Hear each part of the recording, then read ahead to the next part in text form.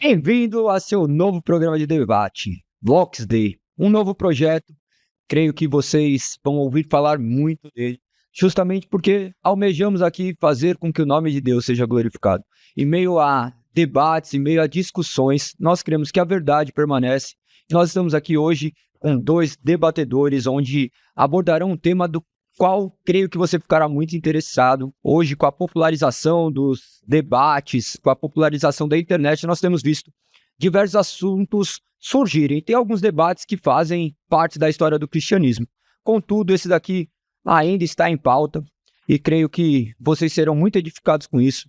O tema de hoje é: a Igreja Adventista é uma seita.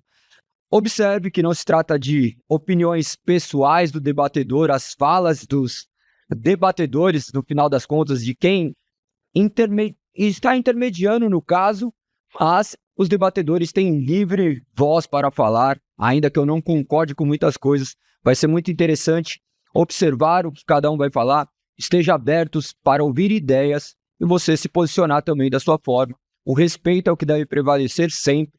Nós estamos aqui almejando trazer conhecimento para vocês. Claro que tudo parte de um pressuposto onde vocês vão identificar o que eles estão falando, olhar os argumentos e tomarem as suas próprias razões do que são ditas. Então, já sabendo do assunto, eu vou dar voz às duas pessoas que estão aqui, pastor Joaquim e o pastor Ezequiel, onde eles vão se apresentar, eles vão trazer as suas características, vão falar a igreja do qual fazem parte, para que eu não precise falar por eles, eles possam também já dar a sua primeira participação falando daquilo que lhe compete nesse primeiro momento. Alguém tem preferência de falar primeiro? Eu vou dar preferência para ele. Então, tá vendo?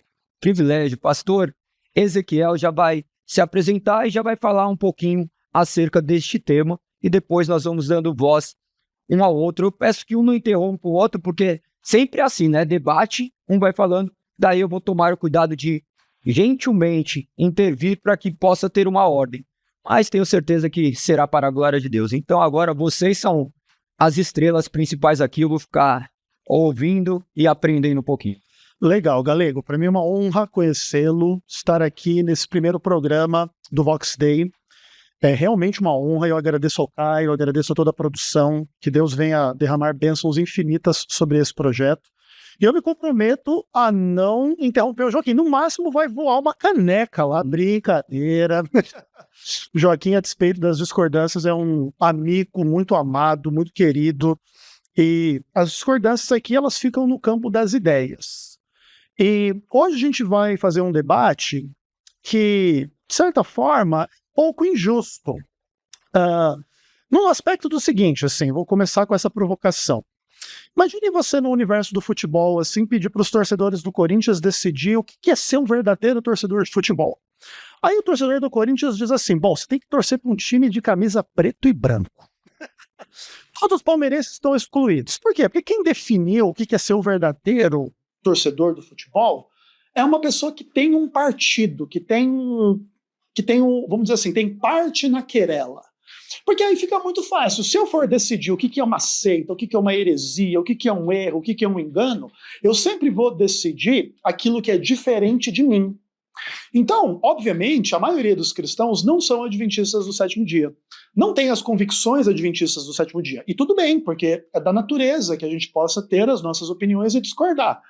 Mas quando a maioria dos cristãos decide que a Igreja Adventista do sétimo dia é uma seita, inclusive sem base bíblica alguma, porque você vai perceber durante o debate que o Joaquim não vai ter base bíblica alguma para dizer que a Igreja Adventista é uma seita, nos termos do que ele acredita que é ser uma seita. Ou seja, essa é uma construção completamente humana, uma opinião que não é pessoal dele, mas que é de um grupo de cristãos, mas que não tem fundamento nenhum. E aí fica um pouco complicado esse debate nesse aspecto. Entretanto, nós como adventistas não nos escondemos desse debate. Nós também temos opiniões negativas a respeito dos outros cristãos, que os outros cristãos podem não gostar e não concordar, e a gente tem que dar o direito deles terem opiniões que a gente não gosta e que a gente não concorda. A gente vai debater aqui com muito amor, com muito conhecimento bíblico, e com certeza você que está ouvindo do outro lado vai ser edificado. Perfeito. Pastor Joaquim, pode se apresentar, por gentileza. Bom, eu sou o pastor Joaquim de Andrade, pastor da Igreja Batista Ágape, ali no Jardim dos Ipês, São Miguel Paulista. Sou casado com a Sônia, tenho 4 filhos, tenho 4 netos, está vindo aí a Rávila, né, para completar aí meus 4 netos, ela vem agora esse mês, e também sou professor, escritor, conferencista, trabalho aí com a área da apologética já há 41 anos, e quero deixar bem claro aqui que não é nada pessoal.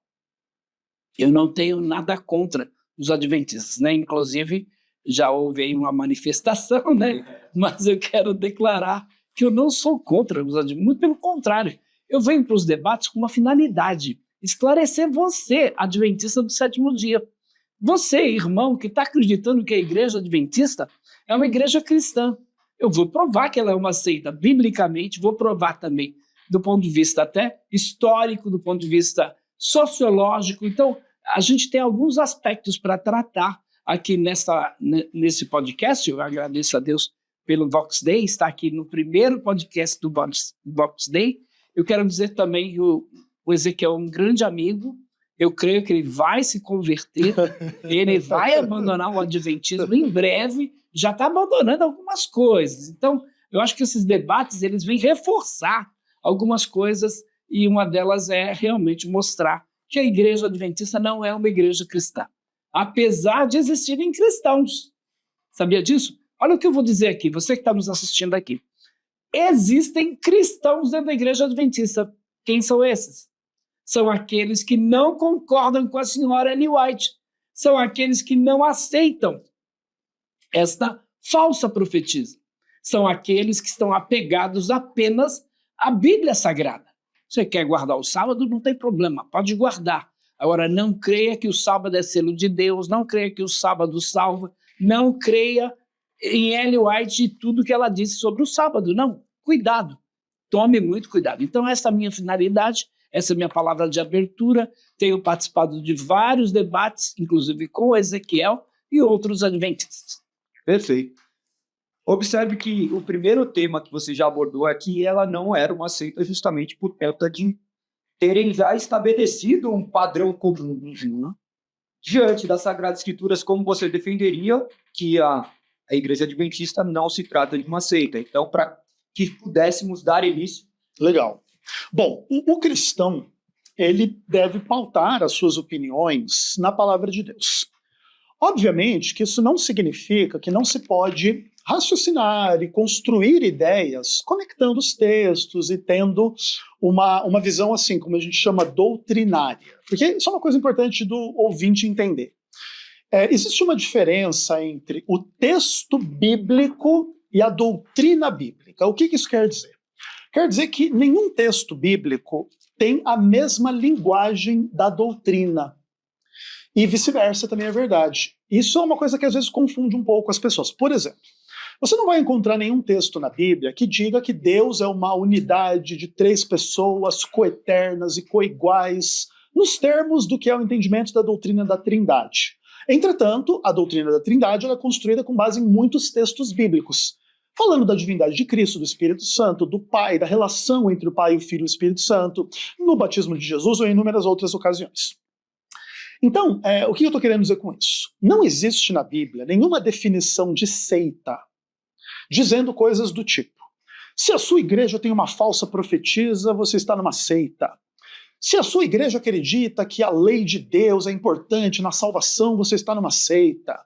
Se você discorda do Joaquim de Andrade, você está numa seita, ou do João Flávio Martinez, ou de qualquer um, ou da Igreja Católica, ou da Igreja Evangélica.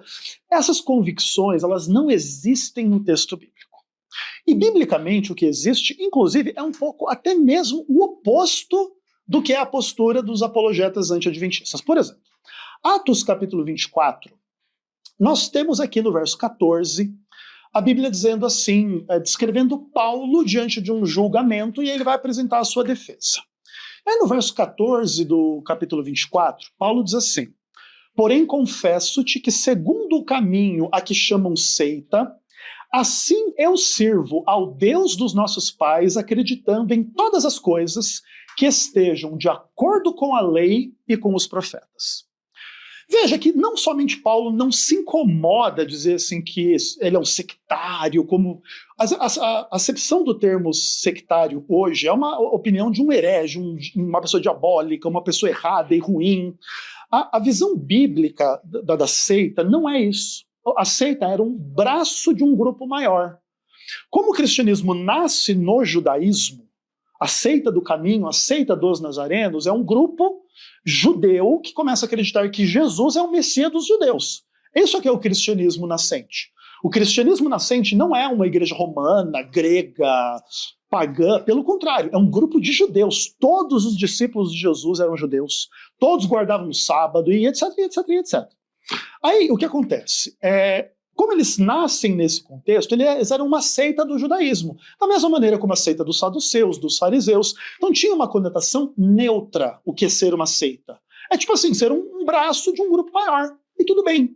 Com o tempo, se tornou dizer que a seita é tipo o grupo errado, e ruim, e diabólico, mas não era esse conceito aqui. Mas o mais curioso aqui sobre o que Paulo fala é que ele acreditava, ele, Paulo, que seguia a tal da seita, que é o cristianismo, não é o adventismo, ele acreditava em tudo conforme a lei e conforme os profetas. A definição do Joaquim mais cedo ou mais tarde sobre seita vai dizer que quem guarda o sábado, que é um dos aspectos da lei de Deus, está numa seita, tipo, errada e ruim. Imagina, né? Você guardar um dos 10 mandamentos é você ser de uma seita diabólica. Você imagina a que ponto a teologia cristã chegou.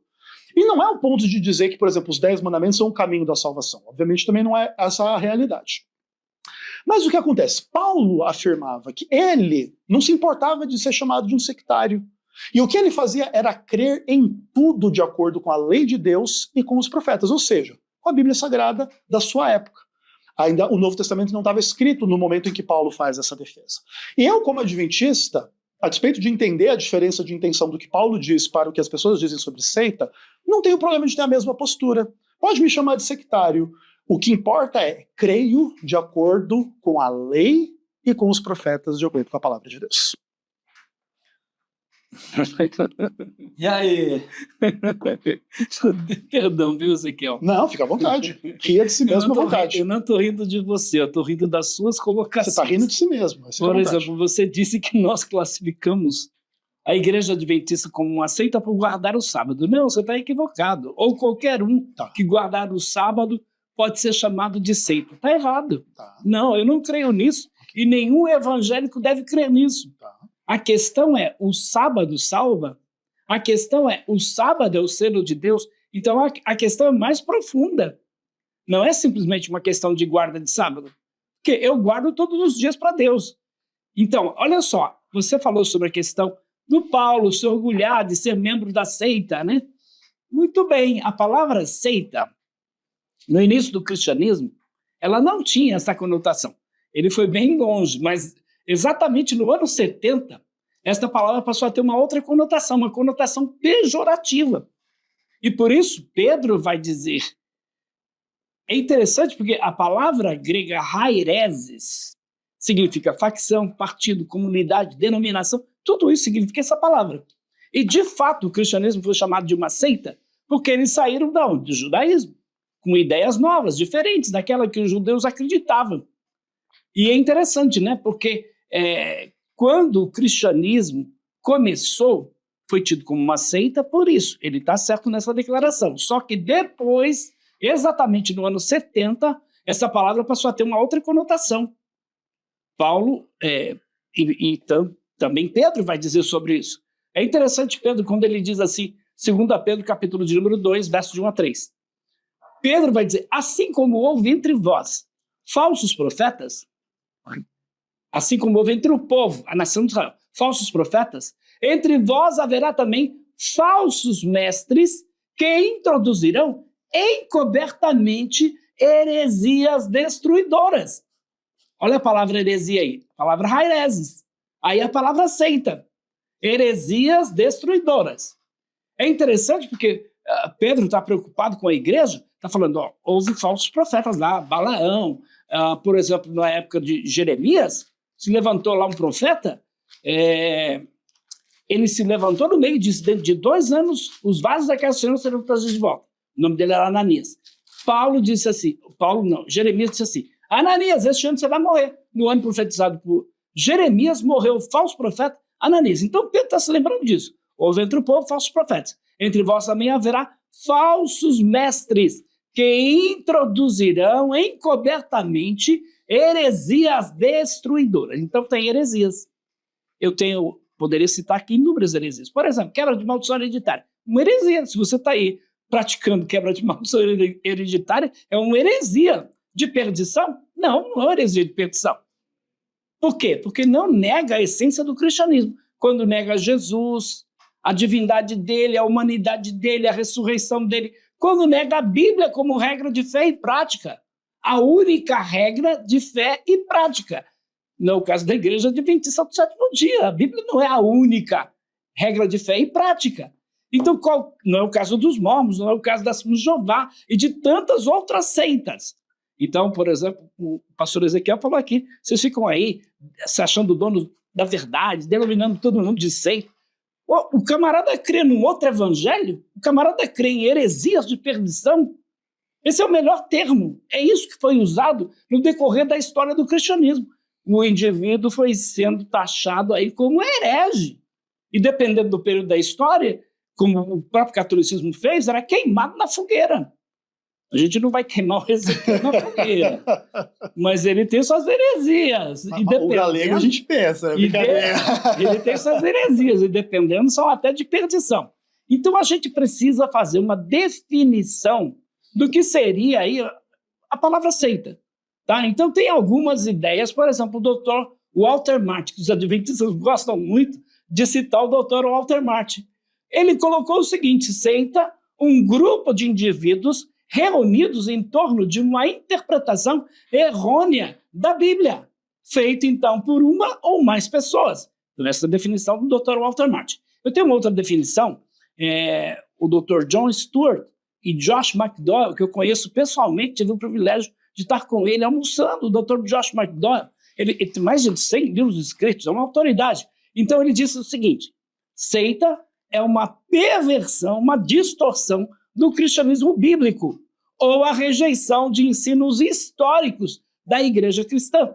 Então isso o Dr. Josh McDowell, eu também, Don Stewart, concordam comigo. Aí eu tenho uma outra declaração, que é um dos autores mais antigos de livros em português sobre seitas. Ele escreveu este livro nos anos 60, mais ou menos. O Dr. Van Balen. Foi publicado até pela imprensa batista regular. Ele diz assim: seita é qualquer religião tida por heterodoxo. O que é heterodoxo? Ensino falso. O que é ortodoxia? Ensino correto. Então, tida por heterodoxa ou mesmo espúria. Então, nós já podemos definir aqui que uma seita é este grupo de pessoas que seguem um líder humano, que tem um outro Jesus, que tem uma outra literatura além da Bíblia, ou acima da Bíblia, ou abaixo da Bíblia, mas ele crê que aquilo é inspirado por Deus, como foram todos os demais. No caso da Igreja Adventista do Sétimo Dia, tem outro Jesus, crê no outro evangelho, tem outro livro além da Bíblia, que são os escritos da senhora Ellen White. Como é que eu não vou classificar esta igreja como sendo uma seita? Me perdoe, os adventistas podem me criticar, podem falar o que quiser aí. Esta é a verdade, você está numa seita. Você está seguindo uma mulher chamada Ellen White. Você tem que seguir a Bíblia, apenas a Bíblia. E se você se voltar para a Bíblia, com toda certeza você vai abandonar essa mulher. No que pese as considerações dele, ele já trouxe o assunto que sempre vai ser pauta de todas as discussões acerca do que se trata o adventismo. Como que você refutaria essa questão da supremacia da Ellen White, até mesmo em padrão de igualdade da Sagrada Escritura? Legal. É que, na verdade, assim, é importante a gente construir o raciocínio na direção do que o Joaquim coloca para você entender como que isso chega em Ellen White. É importante o telespectador perceber como que o Joaquim argumenta. Então ele pega o 2 Pedro capítulo 2, versos 1 a 3, que vai falar dos falsos mestres que vão acrescentar ali no cristianismo as tais das heresias destruidoras. Aí ele estabelece, tá vendo? Existe heresia destruidora. E aí ele começa a criar um padrão do que ele entende que é a heresia destruidora. Então a heresia destruidora é crer na Ellen White, é não crer no sola escritura, visões erradas, seja da Bíblia ou da história do cristianismo e coisas assim do tipo. É um outro evangelho, é um outro Jesus, é uma outra Bíblia e coisas do tipo. Mas veja, o texto de 2 Pedro, ele não nos deixa no silêncio sobre o que são os hereges e o que são as heresias de perdição. Inclusive, eu escrevi um comentário de 2 Pedro, né? E no capítulo 2, você tem a descrição desses falsos mestres e o que são essas heresias de perdição. Vamos ler do verso 9 em diante para a gente ter bem claro com a gente assim. O que são as heresias de perdição? São estas pessoas que são vistas como injustas, que andam segundo a carne, em imundas paixões, menosprezam qualquer governo, são atrevidos, arrogantes, não temem difamar autoridades superiores, ao passo que os anjos superiores em força e poder não proferem contra elas juízo infame na presença do Senhor.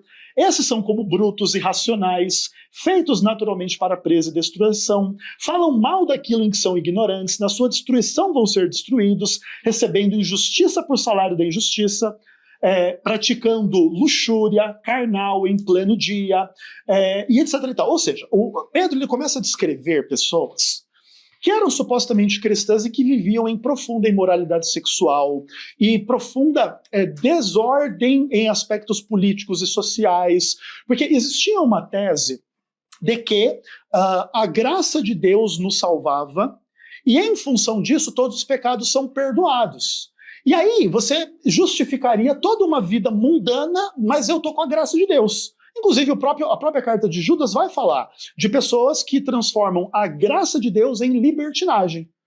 Então o que acontece? Essas são as heresias de perdição. A heresia de perdição não é crer na Ellen White. Por exemplo, o Joaquim ele tenta criar... Pedro não vai dizer isso. Não, eu concordo, mas veja bem, olha só, olha que importante. O Joaquim vai definir... está falando de falsos profetas. Legal, mas veja bem... Não sim. só uma questão... Eu entendo que existe uma... E, por favor, não é o debate aqui, mas eu não estou ignorando a questão da imoralidade que havia ali. Perfeito, mas então o ponto é o seguinte... Estou ignorando, estou dizendo aqui a respeito dos falsos profetas. Tá bom, mas aí é o que acontece. Falsos mestres. Perfeito. Quando você fala, por exemplo, assim, a Ellen White é uma falsa profeta, uma falsa profetisa, e ela é contra o sola escritura, porque a igreja teria, tipo assim, além da Bíblia, a Ellen White, coisas do tipo. Veja bem, essa visão, ela é uma visão que eu respeito, Joaquim, porque eu não sou capaz de fazer ninguém acreditar que uma pessoa é boa se a pessoa está determinada a não acreditar. Por exemplo, até Jesus foi criticado. Jesus foi visto por fariseus como sendo endemoniado, como sendo errado e ruim. E ele é o Senhor da glória, ele é o Senhor do céu, da terra e de tudo que há. Se Jesus foi tratado como um falso profeta, um filho do diabo, uma pessoa que fazia milagres através do diabo, que se dirá da Ellen White? Que não é como Jesus. Jesus era perfeito, Ellen White não é perfeita, Jesus é sem pecado, Ellen White não é sem pecado.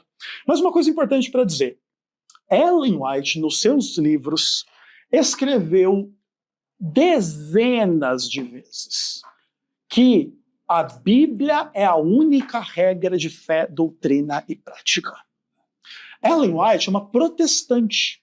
Ellen White é uma pessoa que crê no princípio sola escritura. Então, por exemplo, crer em Ellen White e não crer que é a Bíblia a única regra de fé, doutrina e prática, inclusive é uma contradição de termos. É como dizer assim, que eu creio em Jesus, mas eu não creio que tem que amar as pessoas. Não tem como, porque se você crê em Jesus, você crê naquele que ensinou para amar as pessoas, entende? Então a Ellen White é da mesma forma. Ellen White, nós cremos, foi inspirada por Deus e não cremos que há heresia nisso. Por quê? Porque Deus, que inspirou pessoas no passado, prometeu enviar o Espírito Santo para guiar a igreja durante todas as eras. E por exemplo, a despeito de discussões assim sobre inspiração divina, o Joaquim veio aqui trazer um monte de escritores que não está na Bíblia para definir o que é seita ou não. Então, no fim das contas, ele define o que é seita com base não na Bíblia Sagrada, mas no Walter Martin, no John Stewart, que é um grande amigo pessoal dele, no Van Bali, do Josh McDowell, não sei o quê. Entende? Porque aí nessa hora, vou fazer referência a uma outra pessoa que não está na Bíblia, não está nem aí, beleza, é a autoridade. Aqui, ó, ele define o que é seita. Está na Bíblia que a seita é um grupo que se desvia do cristianismo histórico, seja lá o que isso quer dizer. Você não é um católico, Joaquim. O cristianismo, não, católico romano. Tá. A Igreja Católica Romana, ela é muito mais histórica que a sua igreja. Então, se a heresia é se afastar do cristianismo histórico, por que você não está lá fazendo Ave Maria? Por que você não está lá fazendo aquele monte de coisa da Igreja Católica? Porque nessa hora, quando a sua definição se volta contra você, aí você não gosta. Porque é muito fácil, Joaquim, criar uma definição humana e encaixar o outro. Difícil é encarar isso em você. Então, mostra uma doutrina essencial da fé cristã que nós, por exemplo, não concordamos. Mostra aí onde nós negamos Jesus. Por exemplo, negamos Jesus? As igrejas... Jesus. Sim, sim. Ela chegou ao ponto de dizer que Jesus não era o Todo-Poderoso. A igreja adventista começou em cima de pessoas que não criam na Trindade. Você sabe muito bem disso, Ezequiel. Certo. Em outra ocasião, você até disse abertamente no programa, Ellen White e nada para mim é a mesma coisa. Você continua afirmando isso? Óbvio. Tá bom. Se a Bíblia é a única regra da doutrina, você concorda que essa não é a posição dos adventistas? De muitos não, concordo. Não, da maioria. Talvez a maioria. 99, talvez, por cento dos adventistas brasileiros. Eu não tenho medo de errar, não, nesse mundo. Tá? Agora, a verdade é essa, Ezequiel. Você está falando aí, por exemplo, que eu usei o Josh McDowell, Walter Martin, não sei mais o quê, porque vocês usam esses homens. Quando você, por exemplo, você nunca citou para mim, mas vários outros adventistas já citaram o Walter Martin, porque o Walter Martin foi enganado pelos adventistas e aí tentam, de certa forma, dizer, olha a posição do Walter Martin. Escreveu um livro contra os adventistas, depois disse outra coisa a respeito deles. Bom, nós vamos entrar nesse quesito aqui do Walter Martin, mas eu estou citando ele porque ele é uma grande autoridade na área de heresiologia. Então, esses camaradas estudaram, pesquisaram. Eu não estou citando por acaso. Eu falei que eu ia citar não só a questão do ponto de vista bíblico, porque do ponto de vista bíblico, o herege é aquele que nega o Senhor que os resgatou, é o falso profeta. O herege é aquele que ensina outras doutrinas. E aí eu posso citar vários outros textos, porque Jesus mesmo disse, acautelai-vos, que ninguém vos engane, Mateus capítulo de número 24. Ele vai dizer lá no verso 4, ninguém vos engane. Por quê? Surgirão falsos cristos, falsos profetas, farão grandes sinais e prodígios, e aí vai. Então eu poderia ficar citando aqui várias passagens da Bíblia, porque as pessoas gostam muito de me taxar como alguém que não cita a Bíblia, né? Depende do debate. Então, por exemplo, hoje nós estamos aqui debatendo, vamos falar sobre um tema aqui que vai ter que usar a Bíblia, não tem como. Mas estamos falando, por exemplo, sobre a Igreja Adventista do Sétimo Dia. Então eu estou dizendo por que ela é uma seita. Porque ela tem um outro Jesus, porque ela tem um outro evangelho, porque a Bíblia não é a única regra de fé e prática. Porque, por exemplo, qualquer pessoa que está nos assistindo agora, você adventista que está nos assistindo agora, quando você foi batizado, com toda certeza você preencheu um formulário. Tinha lá algumas perguntas, dependendo do ano do formulário, na pergunta de número 18, está escrito, crê no Espírito de Profecia? Quantos livros já leu? Se você, por exemplo, quiser se batizar na Igreja Adventista do Sétimo Dia e falasse assim, eu não creio em Ellen White, você não poderia ser batizado. O pastor Ezequiel, por exemplo, ele não está pastoreando mais. Mas se ele pastorear e fizer uma declaração como essa que ele acabou de fazer aqui, Ellen White e nada para mim é a mesma coisa, com toda certeza ele vai ser destituído do cargo. Vão afastar ele, com toda certeza. Agora mesmo, eu estava num debate aí com o Testemunha de Jeová. Não, o corpo governante, nós não cremos que eles são inspirados, né? Poxa vida, eles controlam a vida da Testemunha de Jeová no mundo inteiro. Né? E, enfim, é outro caso, mas a verdade é essa. Por exemplo, por que eu não sou católico apostólico romano? Simples. Outro evangelho? Como é que eu vou crer no outro evangelho? Como é que eu vou crer que o Papa é o vigário de Cristo aqui na Terra? O representante de Cristo não é o Papa, não é Ellen White, não é o corpo governante, não é Joseph Smith. O representante de Cristo aqui na Terra não sou eu, é o Espírito Santo de Deus. Ele disse, ele vos guiará em todas as coisas, vos ensinará todas as coisas. Então é o Espírito Santo de Deus. Por exemplo, o Papa. Quem é o Papa? Além do vigário de Cristo, sumo pontífice. A ponte máxima que liga os homens a Deus. Como é que eu vou crer nesse evangelho? E aí vai intermediação dos santos e salvação pelas obras e tantas outras doutrinas que não são compatíveis com a fé cristã. A Igreja Católica crê na Bíblia? Qualquer católico, teólogo católico vai dizer, nós cremos que a Bíblia é a única regra de fé e prática. Mentira! Tem a tradição. Então, o adventista que vai dizer para você que crê na Bíblia como a única regra de fé e prática, ele diz assim, Ellen White exaltou muito a Bíblia. As Assembleias de Jeová falam muito da Bíblia. Aliás, tem um livro, inclusive, sobre a Bíblia, incentivando as pessoas a crerem na Bíblia. Agora, qual é o evangelho pregado por eles? E o que o governante diz das suas palavras? Essa coisa a gente tem que analisar. Então, é a mesma coisa. Ellen White fala da Bíblia? Fala, mas como é que ela fala da Bíblia? Eu pergunto para você, algum adventista pode compreender a Bíblia sem a ajuda de Ellen White? Porque ninguém pode entender a Bíblia sem a ajuda da Sentinela. Porque ninguém pode entender o cristianismo sem a ajuda, por exemplo, de Joseph Smith. Então aí vai, os vários grupos, as várias seitas têm as suas escrituras, algumas superiores à Bíblia, outras iguais à Bíblia. Por exemplo, o adventista. Como ele considera a Bíblia? Ele vai dizer, a Bíblia é a palavra de Deus, a única regra de fé e prática, mas os livros da senhora White? Ele vai dizer, os livros da senhora White são inspirados como foram todos os outros livros da Bíblia. Você crê nisso, Ezequiel? Sim. Tá vendo? Tá aí, ó. Sim. De novo. Posso explicar? Tá bom. Tá vendo? Porque é uma seita. Porque além da Bíblia, ele crê que esses livros são inspirados por Deus. Tal qual é a Bíblia. Eu vou mais longe. Eles dizem que está em pé de igualdade com a Bíblia. Isso é oficial da Igreja Adventista. Mas na prática, os livros de Ellen White estão acima da Bíblia. Eu posso esclarecer. Na prática. Sim, eu posso esclarecer essas questões. O que acontece? É importante o telespectador entender que no universo das crenças e das práticas, muitas vezes as coisas são uma coisa na teoria e outra coisa na prática. Mas os erros práticos não podem destoar da teoria. Pensa da seguinte forma. O ensino cristão é que a gente ame uns aos outros? Sim, é a teoria. Vamos dizer que falte amor entre nós. Isso é uma prova que nós somos errados e ruins e cremos em algo errado e ruim? Não. Isso é uma prova que nós somos pecadores, nós cometemos falhas. Que não estamos praticando o que está nas Escrituras. Isso, tudo bem. Se a gente erra diante do padrão da Escritura, nós estamos pecando. Então, o que acontece? Teoricamente, a Igreja Adventista do Sétimo Dia entende que a Bíblia é a única regra de fé, doutrina e prática. Todavia, nós cremos na continuidade dos dons do Espírito Santo, dentre eles o dom de profecia, que implica que uma pessoa é usada por Deus, é inspirada por Deus e etc.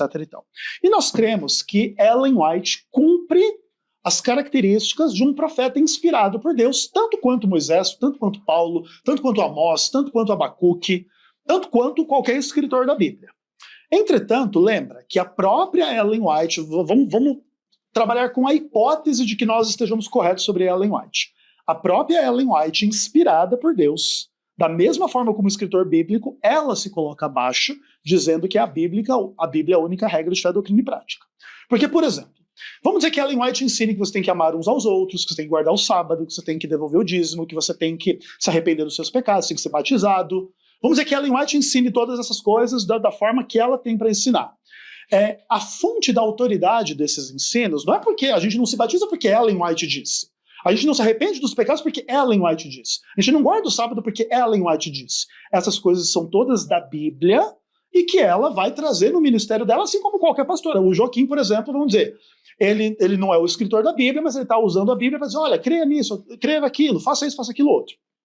E qualquer pessoa que está, por exemplo, me ouvindo, deve seguir não o que eu estou falando, o que está na Bíblia. Exato. Se o que eu estiver falando não estiver na Bíblia, ninguém deve seguir. Exato. E nós cremos... A mesma coisa com Ellen White. A mesma coisa com Ellen White. Isso, Esse é o ponto. E aí o ponto é assim, olha, claro que existem adventistas que eles às vezes se tornam vítimas de um problema que é um problema real no adventismo.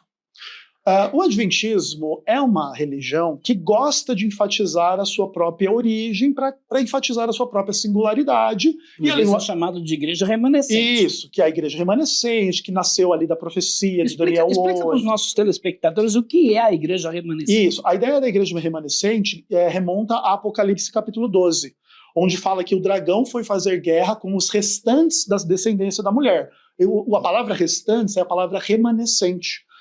Inclusive que é um tema bem comum do Antigo Testamento, que era basicamente assim: quando o povo de Deus apostatava, Deus deixava para si um remanescente fiel, que é aqueles que não dobraram os joelhos a Baal. Diante de uma apostasia geral do povo, Deus tem os seus fiéis no meio do povo. Então, a Igreja Adventista entende que o cristianismo, em ampla medida, se corrompeu, acreditando inclusive em heresias do tipo guarda do domingo como o dia do Senhor, que o Joaquim fala que ele não concorda com o Papa, não concorda com aquilo. Vamos perguntar para ele se o domingo é o dia do Senhor. Base bíblica, zero, mas vai lá defender que o domingo é o dia do Senhor.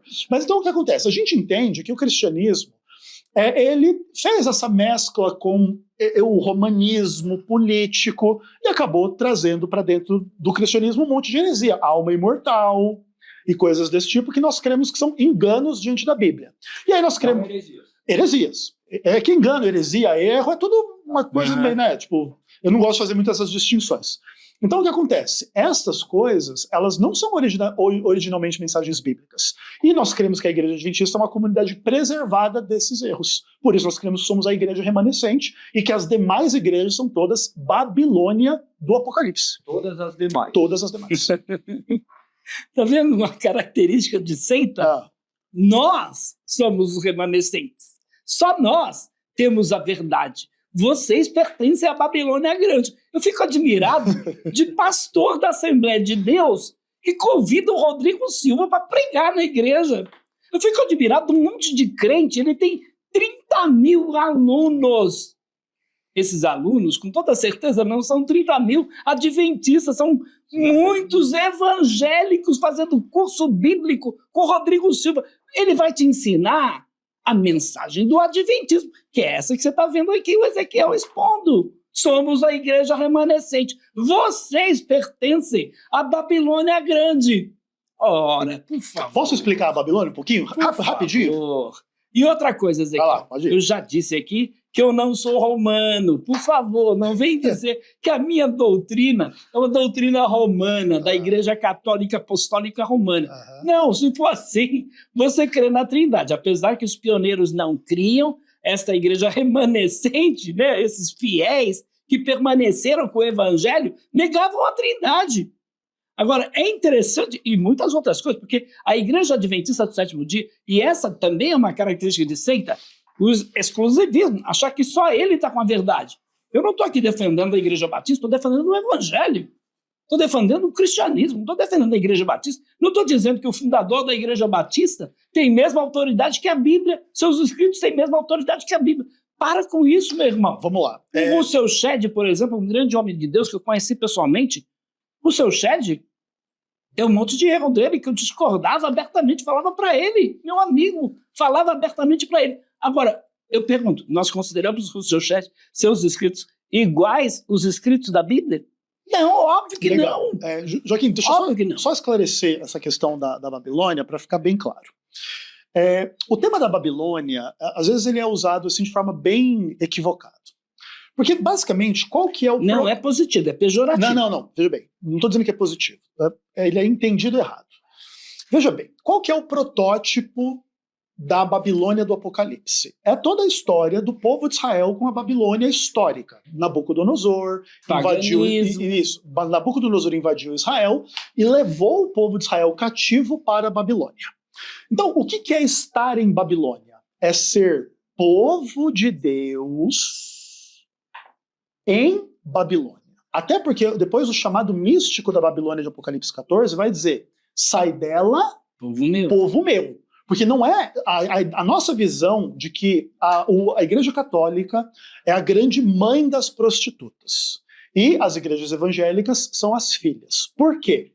Não é porque crê em doutrinas parecidas com a Igreja Católica. Pensa da seguinte forma: a Igreja Católica acredita em Deus. Nós todos acreditamos em Deus. Inclusive, Deus é o ser da Bíblia, que criou todas as coisas. Não tem nenhum problema você crer em coisas que a Igreja Católica acredita. Inclusive, nós, cristãos adventistas e evangélicos, cremos, talvez na maioria das coisas que a Igreja Católica crê, que tem um fundamento bíblico, que estão corretas e que estão definidas biblicamente. Cremos em Deus, cremos no Filho, cremos no Espírito Santo, cremos no batismo, cremos na volta de Jesus, cremos nessas coisas todas. Entretanto, a Igreja Católica, inclusive na ânsia de sobreviver ao processo histórico de perseguição que tinha no Império Romano, antes dela se tornar a religião oficial do Império, ela se mesclou com o paganismo. É disso que vem imagens, adoração de imagens, é disso que vem invocação dos mortos dentro da Igreja Católica. A suposta conversão. Que tem todo esse caminho. Então o que acontece? A ideia de que o domingo é o dia do Senhor que você defende é uma dessas heresias que tem zero base da Bíblia e que vem da Igreja Católica. Você acredita nesse tipo de coisa? Nós não adoramos o domingo. Não, tudo bem, não estou dizendo que você adora o domingo. Tô dizendo E que nem você... cremos que o domingo é o selo de Deus. Tudo bem, mas você crê que é o dia do Senhor. Isso não tem base bíblica alguma. E por causa disso... Pode até propor tudo bem, debate só sobre o domingo, tudo bem, mas tem a sua importância para os cristãos. Mas o ponto é o seguinte, Joaquim, enquanto você crer que o domingo é o dia do Senhor, você está em Babilônia. Sendo você povo de Deus, e o chamado não é meu, não. É do Apocalipse. Sai dela, povo meu. Muito bem, deixa eu só voltar a uma outra questão que eu deveria ter falado. Foi a questão que o Ezequiel mencionou sobre a Igreja Adventista do Sétimo Dia. E a gente tem que entender que existem características de uma seita dentro da própria definição da palavra haireses. Haireses é heresia. Heresia é ensino falso, fraudulento, enganador. No ano 70, essa palavra passou a ter essa conotação pejorativa, tá? E a partir daí, a igreja cristã entendeu que todos aqueles que pregassem um outro evangelho, Paulo vai dizer isso, vamos lá, aqui na Gálatas capítulo 1, verso 6, e também 2 Coríntios. Olha o que o apóstolo Paulo vai dizer. Gálatas capítulo de número 1, verso de número 6, ó. Maravilha-me que tão depressa passasseis daquele que vos chamou da graça de Cristo para outro evangelho, o qual não é outro, mas há alguns que vos inquietam e querem transformar o evangelho de Cristo. Aí Paulo diz assim, mas ainda que eu, o grande apóstolo Paulo, nós mesmos, né? Ou um anjo, interessante, não diz do inferno não, ele diz do céu, Gabriel, Miguel, quem quer que seja, ou mesmo o anjo do céu, vos anuncie outro evangelho, além do que já vos tenho anunciado, seja anátema, amaldiçoado, maldito. Assim como já vos dissemos, agora de novo também vos digo, se alguém vos anunciar outro evangelho, além do que já recebestes, seja anátema. Voltando um pouquinho na carta do apóstolo Paulo aos irmãos na cidade de Corinto, 2 Coríntios capítulo 11, Paulo diz assim, quisera eu me suportasses um pouco na minha loucura, suportai-me, porém ainda, porque estou zeloso de vós com o zelo de Deus, porque vos tenho preparado para vos apresentar como uma virgem pura a um marido, a saber, Cristo. Mas temo que assim como a serpente enganou a Eva com a sua astúcia, assim também sejam de alguma sorte corrompidos os vossos sentidos e se apartem da simplicidade que há em Cristo. Porque se alguém for pregar-vos outro Jesus, olha aqui, Paulo está falando de outro Jesus, que nós não temos pregado, ou se recebeis outro Espírito que não recebestes, ou outro evangelho que não abraçastes, com razão o sofrereis. Então, outro Jesus, outro evangelho, outro Espírito. É o que acontece com a igreja adventista. Veja que o adventista do sétimo dia, ele crê que Ellen White era uma profetisa, foi inspirada pelo Espírito Santo de Deus. Sim. Então, você crê que ela foi uma profetisa? Sim. Muito bem. E a senhora Jeanine Soltron? Não creio. Ela se levantou dentro da igreja adventista do sétimo dia. Problema dela. Essa mulher surgiu na França, presta atenção, adventista. Depois você procura ler sobre Jeanine Soltron. Essa mulher se levantou lá na França, dentro da igreja adventista do sétimo dia, dizendo que ela tinha sido inspirada por Deus, como foi a irmã White. O que os adventistas fizeram? Baniram ela da igreja, expulsaram ela da igreja. Por quê? Ezequiel, vamos lá, você é um cara que eu gosto muito de você, um homem muito inteligente, tem esse outro livro também de Jeanine Soltron, e ela ataca a igreja adventista do sétimo dia, diz que Era da igreja dele. Não, ele deu. Não, eu sou pesquisador. Ezequiel, vamos dar um exemplo que você volte aí como pastor da igreja, ativo na igreja e tal, e amanhã você começa a ter sonhos e visões. Porque você diz que ela foi inspirada por Deus. Certo. Você crê nos dons, e esses dons se manifestaram em Ellen White. Pode se manifestar em você? Pode. Pode. Em qualquer outra pessoa pode. Pode. Mas a igreja... Não quer dizer que pode que se manifestou numa pessoa que não tem Mas a igreja não aceita nenhuma outra pessoa a não ser Ellen White. Isso é verdade. Tá certo? É verdade. Mas, assim, a igreja está certa nisso? Não, é que assim, só para vocês entenderem. Quando uma pessoa pretende ter o dom de profecia na igreja adventista, geralmente a pessoa passa por uma análise, por um critério. Porque não é qualquer pessoa vai dizer, eu sou profeta em visão, que vira profeta. Então, até hoje, o adventismo não tem a postura mesma dos mormons, só para vocês entenderem. Por exemplo, tem um profeta vivo. Os mormons, eles sempre têm um profeta na liderança da igreja. A igreja adventista não tem isso. A igreja adventista entende que o dom de profecia se manifestou em Ellen White, mas que pode se manifestar a qualquer momento e que Deus pode usar pessoas. Mas não vai aceitar nenhuma outra pessoa. Talvez não aceite. Isso até eu posso concordar. E, por exemplo, vamos dizer que esse seja um problema do adventismo, seja um erro. Um erro do adventismo é um pecado do adventismo. É uma característica de seita. Não é uma característica de seita, porque olha só. Só ela tem a verdade, só ela é inspirada por Deus. Ninguém mais pode. Não é isso, não. Vamos seguir uma linha de raciocínio. Não é isso, não. Primeiro, vamos definir o que é um profeta ou uma profetisa. Quais os padrões bíblicos para que ela seja? Se ela proferir profecias falsas, perfeito, ela se torna uma falsa profetisa. Perfeito.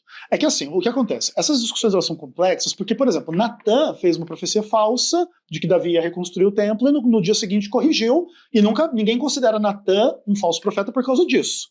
Então, o que acontece? Quais são as profecias que Ellen White corrigiu? Ellen White corrigiu vários entendimentos que ela teve ao longo da vida em algum momento do seu ministério. Mas o ponto é assim, olha, o que acontece? Eu sou uma pessoa totalmente aberta a discutir as coisas da Ellen White, tudo bem? No aspecto assim, erros, problemas, dificuldades, supostas contradições e heresias e enganos. Mas eu queria só apontar como que essas discussões são complicadas. O Joaquim pega aqui o texto de 2 Coríntios capítulo 11, diz que tem um outro Jesus. Se você segue um outro Jesus que não o Jesus da Bíblia, você segue uma heresia, e que supostamente o adventismo, inclusive, segue o outro Jesus. Mas, Joaquim, pergunta para você. O Evangelho diz que Jesus é o Senhor do sábado. Esse é o verdadeiro Jesus, concorda comigo? Jesus é o Senhor do sábado. Como que o domingo pode ser o dia do Senhor se Jesus é o Senhor do sábado?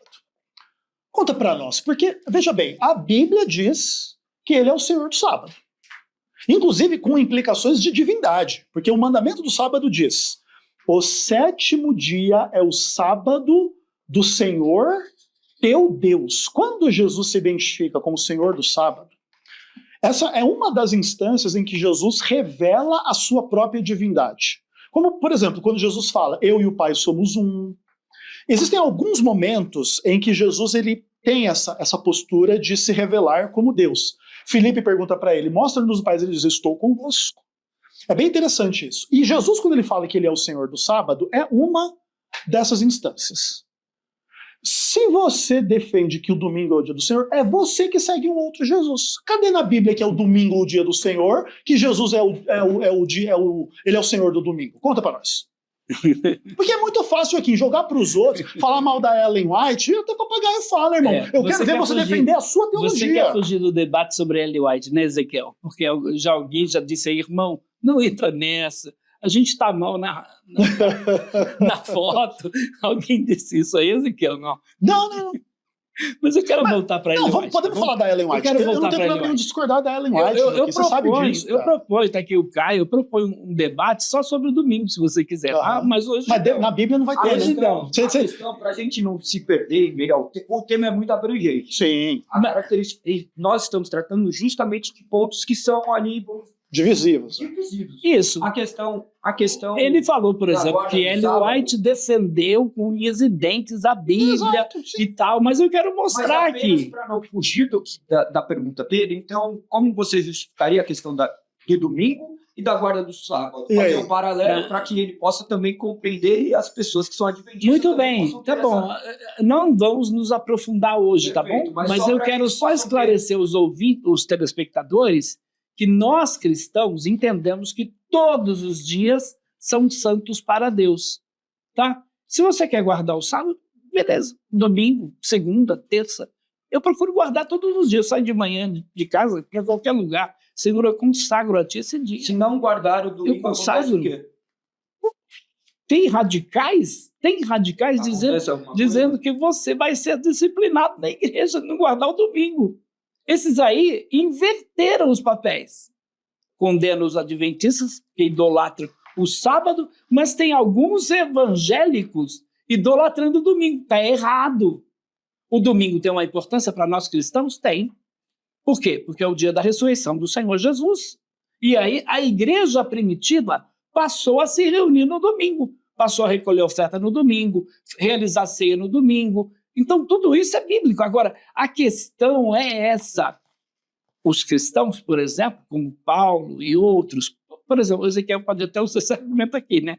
Ah, mas Paulo ia na sinagoga no sábado. Se eu quero pregar para os adventistas, que dia que eu tenho que ir na igreja adventista? No sábado. Então Paulo, vamos deixar claro que Paulo e os primitivos cristãos eram judeus. E como judeus, eles ainda estavam com práticas judaicas. E aí Paulo vai exortá-los. E questão de Pedro, que não se misturava com gentios e não queria comer, por exemplo, carne de porco, como fazem os adventistas. Desculpa, estou exagerando. Não queria comer uma panceta na brasa lá, que é uma delícia. Né? Você come esse aqui ou não, né? Como você explicaria, então, pastor, essa questão da guarda do sábado, ele explicando... É porque assim, ó, o que acontece? O importante é o telespectador, Galego, entender que o Joaquim, ele mistura discussões bíblicas com coisas que não tem fundamento nenhum. Não todos os dias são santos para Deus. Zero Bíblia. Zero palavra. Só existe um dia santo na Bíblia, que é sábado. Até porque, o que é o dia santo? Olha só, o que é o dia santo na Bíblia? Segunda, terça, não quarta, é santo. Quinta, Eu já vi, você não santifica para Deus esses dias? Não, como dia santo não. Entende? Você não separa para Deus esses dias? Só um minutinho, Joaquim. O que a palavra de Deus diz? 6 dias trabalharás e farás a tua obra, mas o 7º dia é o sábado do Senhor teu Deus. Nele não farás nenhuma obra. Isso é o dia santo. O dia santo é o dia da festa espiritual, do culto, da oração, da família, do descanso, da rotina, do trabalho, no mesmo ritmo em que Deus criou o mundo em 6 dias e descansou no 7º dia. E não é qualquer dia em 7. Não é um guarda o 7º dia na segunda, outro guarda o 7º dia na terça, outro guarda o 7º dia no domingo, não. É o 7º dia da semana, sábado. Isso é o que a Bíblia ensina. É porque ele tem que trabalhar, Né? Agora, na igreja adventista do 7º dia, se você tiver que trabalhar no sábado, esquece. Não pode. Tá? Mas dentro das igrejas cristãs, se alguém tem que trabalhar no domingo, pode, na segunda, na terça, qualquer dia pode. Mas tem que reservar. No sábado, qual que é a premissa? Qual que é a ideia? A ideia é transgredir o sábado é como transgredir qualquer um dos 10 mandamentos. O que acontece na sua igreja se alguém adultera, se alguém rouba, se alguém mente, se alguém mata, se alguém desonra o pai e a mãe? Obviamente que dependendo do nível e do grau pode haver uma disciplina para restaurar a pessoa, ou pode haver uma exclusão da igreja se a pessoa quiser fazer aquilo de forma rebelde. A gente trata o sábado como qualquer um dos 10 mandamentos nos termos de Romanos capítulo 13, versos 8 a 10, e de Tiago capítulo 2, versos 10 a 12. Vocês guardam como a Bíblia manda, Ezequiel? Joaquim, veja, essa discussão é uma discussão complexa, porque o mandamento de Deus lá no Êxodo, ele fala para não trabalhar, e existem outros textos da Bíblia que fala para não acender fogo, que fala para... Não sair de casa, por exemplo, para você fazer sacrifícios no templo, no dia de sábado, ter o sacrifício sabático. Esses aspectos que não estão no mandamento dos 10 mandamentos, nós não cumprimos. Não estão. Não estão, porque o mandamento lá em Êxodo 20 não fala que você não pode acender fogo, não fala que você tem que fazer o sacrifício no sábado, ele só fala para você não trabalhar. É interessante, porque aqui em Êxodo, capítulo de número 35, Então, olha o que o diz mandamento texto. está em Êxodo 20. Né? Olha o que diz aqui o 35. Então Moisés convocou toda a congregação dos filhos de Israel e disse-lhes: são essas as palavras que o Senhor, não foi nem Moisés, que o Senhor ordenou que se cumprissem. 6 dias trabalharás, mas o 7º dia será santo, sábado do repouso ao Senhor. Todo aquele que nele fizer qualquer trabalho morrerá. Não acendereis fogo em nenhuma das vossas moradas no dia de sábado. Aí eu encontro um pastor adventista, ele tentando se livrar desse texto, ele diz assim: eu tenho micro-ondas. Resolveu, tem fogo. Eu tenho micro-ondas, eu não acendo fogo. Por quê? Por exemplo, acho que já deu o pôr do sol, não sei o horário, mas não, ainda não. 6 horas, por exemplo, se o pôr do sol é 6 horas aqui no Brasil, a partir das 6 horas o adventista não compra, não paga, não lava, não encera, não cozinha, até a mamadeira do bebê é feita. E aí põe lá na geladeira e tem o sábado, até às 6 horas do sábado. Ele está guardando o sábado.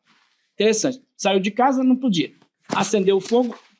Se for para Guiné-Bissau, como eu fui várias vezes, sou professor lá em Guiné-Bissau, as pessoas vivem de quê? Lá não tem ferro elétrico, é aquele ferro de carvão. Eles não têm fogão, é lenha. A pessoa tem que catar lenha. E tá cheio de adventista lá. Tive agora em Angola também. Pobreza total. Os adventistas são fortes em Angola. Como é que eles fazem aí com esse mandamento de não acender fogo? Porque aqui é fácil. Você diz, eu tenho o micro-ondas, como o pastor falou para mim. Mas espera aí, para ele ligar o micro-ondas, tem alguém trabalhando para ele. Aí o adventista, por exemplo, abastece no sábado, Ezequiel, abastece? Alguns sim, outros não. Alguns sim, tem alguém trabalhando para ele, não podia trabalhar. Nem o animal podia trabalhar. Verdade. E se você for lá na Mas é um igreja... pecado. E se você for lá na gráfica da Igreja Adventista do 7º Dia, por exemplo, não estão trabalhando lá na fábrica, não estão trabalhando lá na produção de livros, mas tem gente trabalhando para proteger o patrimônio da Igreja Adventista. Tem vigia trabalhando lá. Eu estava na Bienal do Livro, aí estava lá o estande da Igreja Adventista. Aí eu vi as meninas lá dentro do estande, estava tudo isolado, né? Aí eu perguntei para ela, posso entrar? Pode. Vocês não estão vendendo um livro? Não, é sábado. A gente não trabalha no sábado. Eu disse, por que você não foi embora ainda? Por que você está aqui dentro? A gente tem que ficar aqui até terminar a feira. Olha a hipocrisia. Olha a hipocrisia. Mas a hipocrisia não nega a lei de Deus. As meninas estavam trabalhando no sábado. Tudo bem, mas veja assim, ó. Mas olha, Você encontrou um adventista adulterando, traindo sua mulher. Isso não muda a lei de Deus. Você não está entendendo. Qualquer igreja evangélica de verdade vai dizer que o adultério é pecado. Certo. Ninguém vai aceitar isso, Ezequiel. Agora, a igreja obrigou elas a ficarem ali. Não, tudo bem. A igreja obrigou elas a trabalharem. Pecado da igreja. Essa igreja que igreja. você faz parte, que é Sim, remanescente. sim, uma igreja pecadora. A remanescente, a que guarda os mandamentos de Deus. Sim. Aliás, Ezequiel, eu vou te fazer essa pergunta, seja Manda sincero. Por favor. Você guarda os mandamentos de Deus? Tento guardar da melhor forma. Tenta.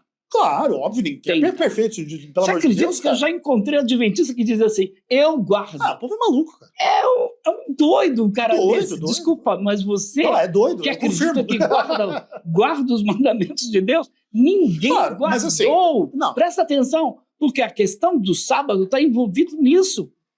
Pastor, então, qual é o dia de descanso? Eu não tenho mais um dia de descanso, eu tenho uma pessoa. Por quê? Porque nós evangélicos, por exemplo, que reservamos o domingo para adoração a Deus, né? Está aqui o pastor, a gente acorda cedo, aí às vezes é intercessão, aí depois evangelismo, depois ensaio, depois o culto à noite, aí tem um aconselhamento, é o pior dia. Por isso a gente normalmente, como pastor, tem a segunda dia de folga. Já aconteceu de eu desligar o meu celular na segunda-feira, porque eu preciso descansar, porque domingo é muito puxado. O mesmo acontece com o pastor adventista no sábado. Ele diz que está guardando o sábado, mas ele tem tanta atividade no sábado, né? Bom, aí é outra questão. Jesus chamou de atividade. O adventista que falar que guarda o sábado, que guarda os mandamentos de Deus, é mentiroso. Não é mentiroso. Não. Veja bem, Joaquim. Olha só, se a o pessoa adventista pretender, que fala que guarda, você crê que ele guarda? Calma aí, Joaquim. Ninguém conseguiu. Calma, Joaquim. Se a pessoa pretender guardar os mandamentos de Deus a ponto de estar sem pecado, ela é uma mentirosa. 1 João capítulo 1, verso 8 vai dizer isso claramente. Se dissermos que não temos pecado, somos mentirosos e a verdade não está em nós. Certo? Fazendo de Deus mentiroso. Não, perfeito. Exatamente.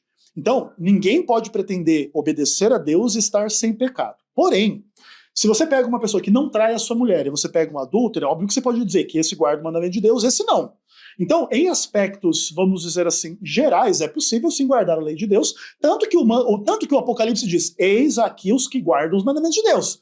Porque se não houvesse ninguém que cumprisse essa característica, a Bíblia estaria errada. A Bíblia diz, Ezequiel, que pela lei ninguém vai Não, isso, mas esse é um outro caminho. Por exemplo, ninguém ser justificado pela lei é uma outra discussão. A Bíblia diz em Apocalipse 12... ninguém consegue guardar. Não, não é, a Bíblia não diz isso. A Bíblia diz que olha aqui os que guardam. Efésios 2, de 8 a 10. Tudo bem, mas a Bíblia diz aqui está os que guardam. Pela graça sois salvos por meio Joaquim, da fé. a discussão da salvação isso é dom de Deus. Tudo bem. Não vem de vós, para que ninguém diga, eu guardo o sábado, eu cumpro os mandamentos de Deus, eu tento guardar. A Bíblia está dizendo aí, está dizendo que é inútil. Somos feituras suas, criados em Cristo Jesus para as boas obras, as quais Deus preparou de antemão para que andássemos nelas. Então ninguém vai bater no peito e dizer, eu sou um cumpridor da lei. Perfeito. Esquece mas o ponto isso, adventista. Não, tudo bem. A igreja está exigindo de você uma perfeição que ela não tem e que ela, por sua vez, não encontra ninguém na igreja que seja perfeito. Tudo bem, mas o que nós defendemos não é que a Bíblia diz que esse povo é perfeito e sem pecado. Por exemplo, um dos mandamentos de Deus diz, não dirás falso testemunho. Quando você, inclusive, admite o seu próprio pecado, porque é verdade, você peca, o que diz lá 1 João capítulo 1, verso 9? Pequei, ele é fiel, exatamente, ele é fiel e justo para perdoar e purificar. Então, quem é que guarda os mandamentos de Deus? Primeiro de tudo, quem reconhece que não guarda. Depois, quem tenta guardar e quem tenta ser a melhor pessoa diante do padrão da lei de Deus. E qual que é o resultado desta questão? É Apocalipse capítulo 12. Eis aqui os que guardam os mandamentos de Deus. Se você diz que esse povo aqui não existe, você está dizendo que a Bíblia é uma falsa profecia. O falso profeta não é aquele que diz que vai acontecer uma coisa que não acontece. Então, se não houvesse ninguém que guardasse os mandamentos de Deus, a sua Bíblia teria sido escrita por um falso profeta. Ezequiel? Por que Jesus veio? Joaquim, o perdão de Deus, para que você seja perdoado e você se converta. Porque Jesus veio, Deus sabia que pessoas iriam guardar os seus mandamentos. Não, porque você só guarda porque ele veio e capacitou você a guardar. Se Jesus não nos perdoasse dos nossos pecados, não enviasse o Espírito Santo, nenhum de nós guardaria mandamento nenhum. Mas então tem pessoas perfeitas, vai ter pessoas perfeitas. Não vai ter ninguém perfeito, Joaquim. A perfeição só vai acontecer quando Jesus voltar e transformar a nossa natureza. Então deixa eu te dizer isso, Ezequiel. Qual igreja estão essas pessoas? Essas pessoas estão em todas as igrejas, porque existem pessoas que desobedecem os mandamentos de Deus na igreja adventista, tem adulto, tem mentiroso, tem ladrão, tem etc e tal, e tem pessoas fiéis em outras religiões e em outras crenças também. Que Deus, segundo a igreja adventista, vai tirá-los de lá e trazê-los para a igreja num contexto de esclarecimento, nos pode esse livrinho aqui, esse livrinho, o Ezequiel deve conhecer, o Mark Finley, é considerado o Billy Graham dos adventistas. Esse aqui é o maior evangelista dos adventistas. Ele escreveu este livrinho. Presta atenção, você presbiteriano que gosta dos adventistas. Eu tenho alguns amigos... Eles já são predestinados. Eu tenho alguns amigos que chegam ao ponto de, numa palestra, falar, os adventistas são nossos irmãos. A igreja adventista não é uma seita. Você conhece, você que diz isso, irmão presbiteriano, batista, Assembleia de Deus, você conhece esse livrinho, Estudando Juntos? Você conhece o Mark Finley? Aqui ele ensina como ganhar os presbiterianos para a igreja adventista, como ganhar os batistas, como ganhar pessoas pentecostais para a igreja adventista. Peraí. Não somos irmãos? Então, para que ganhar para a igreja adventista? Eu não quero ganhar nenhum presbiteriano para a minha igreja, não quero ganhar nenhum batista, não quero ganhar nenhum assembleano para a minha igreja. Fica aí na Assembleia de Deus, meu irmão. Siga a Bíblia. Fica aí na presbiteriana, na batista. Não importa se você é calvinista, arminiano, pré, pós. Continua aí crendo no Jesus da Bíblia. Ele falou, por exemplo, sobre a igreja adventista, que crê no Jesus da Bíblia. Não! Jesus não é o arcanjo Miguel. Jesus é o criador de todos os anjos. Então, se ele é Miguel, Miguel é uma criatura. Jesus não é uma criatura. Mas aí o Ezequiel vai dizer assim, Não, a gente não está falando que Jesus é um anjo. Quando ele diz que Jesus é Miguel, Miguel é o quê? Miguel é um arcanjo. Aí, alguns adventistas mais espertos vão dizer assim, não, mas isso aí é apenas um título. Ele recebe o título. Eu vou provar que a igreja crê que ele é Miguel. Se ele é Miguel, é um outro evangelho. Por quê? Porque Hebreus diz lá, a qual dos anjos diz, tu és meu filho e hoje te gerei? Hebreus 1,6, ao trazer novamente o seu primogênito da terra habitada, ele diz, e todos os anjos de Deus o adorem. Ué, se todos os anjos de Deus têm que adorar Jesus, significa que ele é um anjo? Pode responder. Posso responder. O livro de Malaquias, inclusive, vai falar do anjo que é o próprio Cristo. Inclusive, é uma coisa bem engraçada, assim, eu não lembro de cor o texto. Aqui, ó, Malaquias capítulo 3, verso 1. Eis que eu envio o meu mensageiro que preparará o caminho de diante de mim. De repente virá ao seu templo o Senhor a quem buscais. Quem que vai vir? O Senhor. O anjo do Senhor. Cristofania. O anjo da aliança. Sabe o que é cristofania? Então, o anjo da aliança. Sabe o que é cristofania? Então, mas está dizendo que é anjo. Você sabe o que é cristofania? Cristofania é anjo. Anjo da aliança. Cristofania é manifestação de Cristo. Jesus. Isso. Por exemplo, em anjo, em homem. Então, manifestação se Jesus de Deus, pode se manifestar em anjo, você está refutando. Por exemplo, uma pomba é o Espírito Santo, Ezequiel? Não. Muito bem, não é. Deus é uma labareda de fogo? Não. Não, também não, né? Uhum. Então, a gente tem que entender os textos dentro do contexto. Mas o ponto é, Deus se manifesta em anjo. Jesus não tem uma natureza mas angelical. isso eu concordo. Porque o aspecto é, o anjo do Senhor, ele é Deus no Antigo Testamento. Quando Moisés encontra... O anjo é Deus? Claro que é. Na sua essência é Deus? Na sua natureza claro que é. Deus? O anjo do Senhor é Deus. Quando Moisés encontra Deus na sarça ardente... Os 3 anjos que aparecem lá? Não estou falando de 3 anjos. Estou falando que quando Moisés encontra Deus na sarça ardente, quem fala com ele é o anjo e diz, eu sou o Senhor teu Deus, o Deus dos teus pais. Tira a sandália do lugar que você está, que é a terra santa. Então, você está fazendo uma confusão. Eu não, quem está fazendo a confusão é você. Ezequiel, teofania são manifestações de Deus. Exato. Ele pode se na forma de manifestar anjo. Como ele quiser. Pronto, acabou. O fato dele se manifestar como um anjo não quer dizer que ele é um anjo. Não quer dizer, porque isso não é a natureza dele. Mas a gente Essa não fala que Jesus tem uma natureza de anjo. A gente fala só que Jesus é o arcanjo Miguel. Eu vou ler aqui, deixa eu ler aqui. Olha lá. O que diz Ellen White, a profetisa da igreja adventista. Tá? Essa mulher que foi inspirada por Deus, segundo Ezequiel. Certo. Olha o que ela diz. Moisés passou pela morte, mas Miguel desceu e lhe deu vida. Miguel deu vida antes que seu corpo tivesse visto a corrupção. Satanás tentou se apossar do corpo, reivindicando como seu, mas Miguel ressuscitou Moisés e o levou para o céu.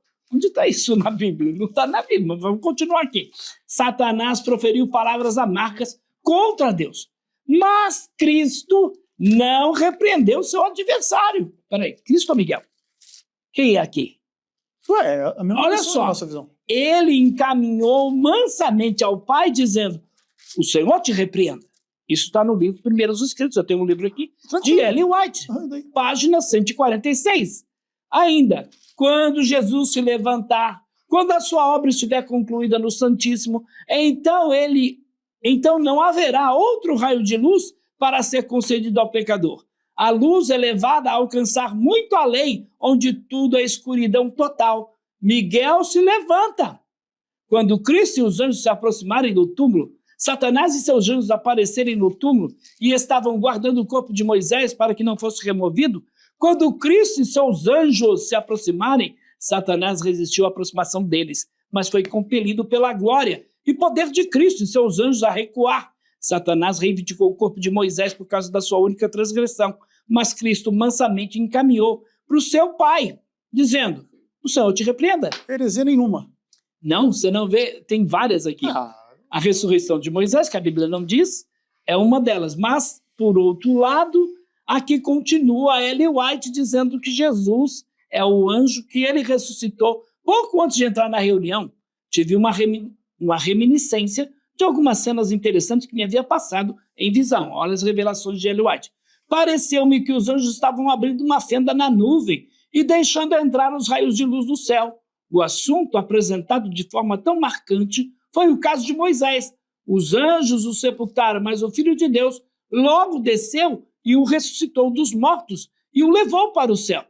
Testemunhos da Igreja, volume 1, página 659. Qual o problema? Como povo, devemos nos posicionar como o Redentor do mundo se posicionou. Quando em controvérsia com Satanás a respeito do corpo de Moisés, Cristo não ousou fazer contra ele acusação injuriosa. Testemunhos da Igreja, volume 9, página Eu não 239. estou entendendo o problema até agora. O que a Igreja está dizendo e o que a Bíblia está dizendo agora. Hebreus 1:5. Pois a qual dos anjos disse jamais: Tu és meu filho e hoje te gerei? Mas do filho diz: Teu trono, ó Deus, subsiste pelos séculos dos séculos. Hebreus 1:8. Então, esse ensinamento de que Jesus é um anjo é totalmente contrário, é um argumento ariano. A Igreja Adventista, no início, era ariana, então por isso a gente entende ainda eles defendendo essa questão aí de Jesus ser um anjo. Então é interessante, porque os pioneiros adventistas Eu vou ter pregavam tempo isso. depois para rebater, porque isso aí vai longe, né? Pode continuar você. Não, Joaquim, é que é o seguinte, a gente está bem acostumado com esse debate também, mas o que acontece? A palavra de Deus é muito, muito explícita em relação a essas coisas. 1 Tessalonicenses, capítulo 4. Não queremos, porém, irmãos, que sejais ignorantes a respeito dos que dormem. E aí ele vai dizer como é que vai ser a volta de Jesus. Porquanto o Senhor mesmo, dada a sua palavra de ordem e ouvida a voz do arcanjo, ressoada a trombeta de Deus, descerá dos céus, e os mortos em Cristo ressuscitarão primeiro. Então, aqui, a palavra de Deus coloca o arcanjo, só tem um arcanjo na Bíblia que chama Miguel, quando ele Quem fala... disse que só tem um arcanjo? Na nossa leitura, você não tem dois arcanjos na Bíblia. Porque Miguel é chamado de um dos primeiros príncipes. Sim, mas arcanjo só tem um. Provavelmente tem outros igual a ele. Arcanjo só tem um. A Bíblia Arcanjo não diz isso. Não, a Bíblia não diz que tem dois arcanjos. A Bíblia não diz que ele é um dos primeiros. Ele é chamado de um dos primeiros príncipes. Só me deixa falar. Só me deixa falar. Tá bom. A Bíblia não diz que Miguel é um dos primeiros arcanjos. Príncipes em que sentido? Príncipe é outra coisa, não é arcanjos, entendeu? Então o que acontece? Aqui a Bíblia diz Entre que... os seres Joaquim, iguais a você vai ele. me interromper Tá bom, toda tá hora, bom. você falou 10 minutos aí Tá bom, sobre, desculpa. sobre o anjo, tá? Tá bom, O que vai. acontece? Aqui a Bíblia diz claramente que quando o Senhor Jesus Cristo desce do céu, ele vem com a voz de arcanjo. Lá em João capítulo 5, é a voz do Filho de Deus que dá a vida aos mortos. E ouvireis a voz do Filho do Homem, e sairão dos túmulos, e uns para a vida e uns para a destruição. Outra coisa, lá em Daniel capítulo 12, o que vai dizer? Nesse tempo se levantará Miguel, e aí o final da promessa deste capítulo é a ressurreição de Daniel. E te levantarás no fim dos dias para receber a tua herança. Outra coisa, na nossa leitura, nós não fazemos uma leitura ariana de Jesus como anjo. O que nós dizemos é que Jesus é o arcanjo Miguel nos termos em que o anjo do Senhor é o próprio Cristo no Antigo Testamento. E, por exemplo, o fato de Jesus ser um entre outros em Daniel capítulo 10 simplesmente implica que Jesus ele era o príncipe do povo de Israel, entre outros príncipes que eram os príncipes das outras nações, que lá era a guerra de Jesus, príncipe, contra o príncipe da Grécia e o príncipe da Pérsia. Esses eram os outros príncipes. Eram os anjos caídos, inclusive, que comandavam as nações de Babilônia e Pérsia contra o povo de Deus. E o arcanjo Miguel, Jesus Cristo, estava defendendo Israel no contexto dessa guerra. Não tem nenhuma ideia de que existem mais de um arcanjo. E outra coisa, Joaquim, o anjo do Senhor, no Antigo Testamento, ele é visto em alguns aspectos com características divinas. Por Manoá, pai de Sansão, quando ele encontra o anjo do Senhor, ele diz, vi Deus face a face. De maneira que nós acreditamos que Cristo é plenamente Deus, se manifesta como anjo, não como quem tem natureza de anjo, mas como quem, por exemplo, toma a manifestação angélica em determinados contextos de guerra contra o diabo, até porque o Apocalipse diz que Miguel e seus anjos batalharam contra o dragão e seus anjos, no Apocalipse 12. Então veja bem, quem comanda o exército do céu é Miguel. Quem é o líder do exército do céu? É Deus. Então, por causa dessas coisas, nós rejeitamos a visão ariana dos testemunhos de Jeová e outros sobre o arcanjo Miguel e defendemos simplesmente que Jesus é o arcanjo Miguel nos termos de ser o anjo do Senhor. Quais são as tradições que seguem essa linha de Miguel ser? argumentação? Por exemplo, Calvino defendeu isso, Wesley defendeu isso. Tantos outros cristãos defenderam isso. É só uma exegese básica da Bíblia. Nem é uma coisa da Ellen White. Então, isso o Ezequiel está declarando, né? Que eles acreditavam que Jesus era um anjo. O fato de termos as chamadas teofanias, manifestação de Deus, na forma de um anjo, na forma de uma pomba, na forma de uma fornalha, na forma de qualquer coisa, não quer dizer que essa é a essência dele. Quando, por exemplo, contendia lá com o corpo de Moisés, ali não diz que Moisés ressuscitou, essa é uma desenho da igreja adventista. Quando então o arcanjo Miguel disse, o Senhor te repreenda. Por que Jesus não é Miguel? Justamente por causa disso. O Senhor te repreenda? Peraí. Que autoridade esse Jesus da igreja adventista tem? Porque o Jesus da Bíblia, lá em Mateus, capítulo de número 4, quando foi tentado pelo diabo, ele não disse o Senhor te repreenda. Ele disse, vai de Satanás. E Satanás imediatamente foi embora. Provando o quê? Que Jesus tem muito mais autoridade que Miguel. Mas esse Miguel da igreja adventista do sétimo dia, que é Jesus, para eles, não tem autoridade. Por isso disse, o Senhor te repreenda. Não, a gente não crê que Jesus não tem autoridade ao dizer isso. Pelo contrário. Jesus Por que ele não disse, então, porque vai de Satanás, como ele fez em Mateus capítulo 5? Você chega lá no céu e pergunta para Jesus, Jesus, por que o Senhor falou dessa forma? Por exemplo, Salmo 110 vai dizer que o Senhor disse ao meu Senhor, assenta-te à minha direita, até que os seus inimigos sejam colocados por estrados dos seus pés. Ou seja, na relação entre as pessoas da Trindade, muitas vezes existe um apontando para o outro. O Senhor disse ao Senhor, o Senhor disse ao meu Senhor, e no aspecto assim, inclusive Jesus usou esse texto do Salmo 110 lá no Evangelho. Quem vocês dizem que eu sou? Porque Davi, quando falou de mim, me chamou de Senhor. Isso. Certo? Mostrando a igualdade dele com o Pai. Exatamente. Ou seja, quando a gente fala que Jesus é o arcanjo Miguel e que Jesus é o anjo do Senhor, nós estamos reafirmando a sua posição como Deus que se manifesta nessas teofanias do Antigo Testamento. Então você crê que de fato Miguel ressuscitou Moisés? Sim. Mas essa é uma outra. Você crê então que Miguel dá vida, tem o poder de dar vida? Sim, mas essa é uma outra. Miguel é Deus. Sim. Miguel é Deus. Na nossa opinião, sim. Mas nessa opinião, o que acontece? Essa discussão ela tem que ver com a discussão da imortalidade da alma. Como Moisés aparece no Monte da Transfiguração, você precisa de uma explicação para esta presença. Então lá, como em Mateus capítulo 17, Moisés está no Monte da Transfiguração, você tem 3 hipóteses ali. Ou a alma de Moisés está presente, como se ele fosse uma alma imortal, ou ele ressuscitou dos mortos para estar pessoalmente, literalmente ali, ou aquilo era tipo um holograma, um filme, uma visão, onde ele não estava nem ressurreto, nem em forma de alma. Nós, adventistas do sétimo dia, entendemos que a presença de Moisés no Monte da Transfiguração implica que ele ressuscita dentre os mortos, para poder estar ali. E aí o que acontece? Nós Você concorda que essa é uma interpretação da igreja? É uma interpretação adventista, claro, sem dúvida.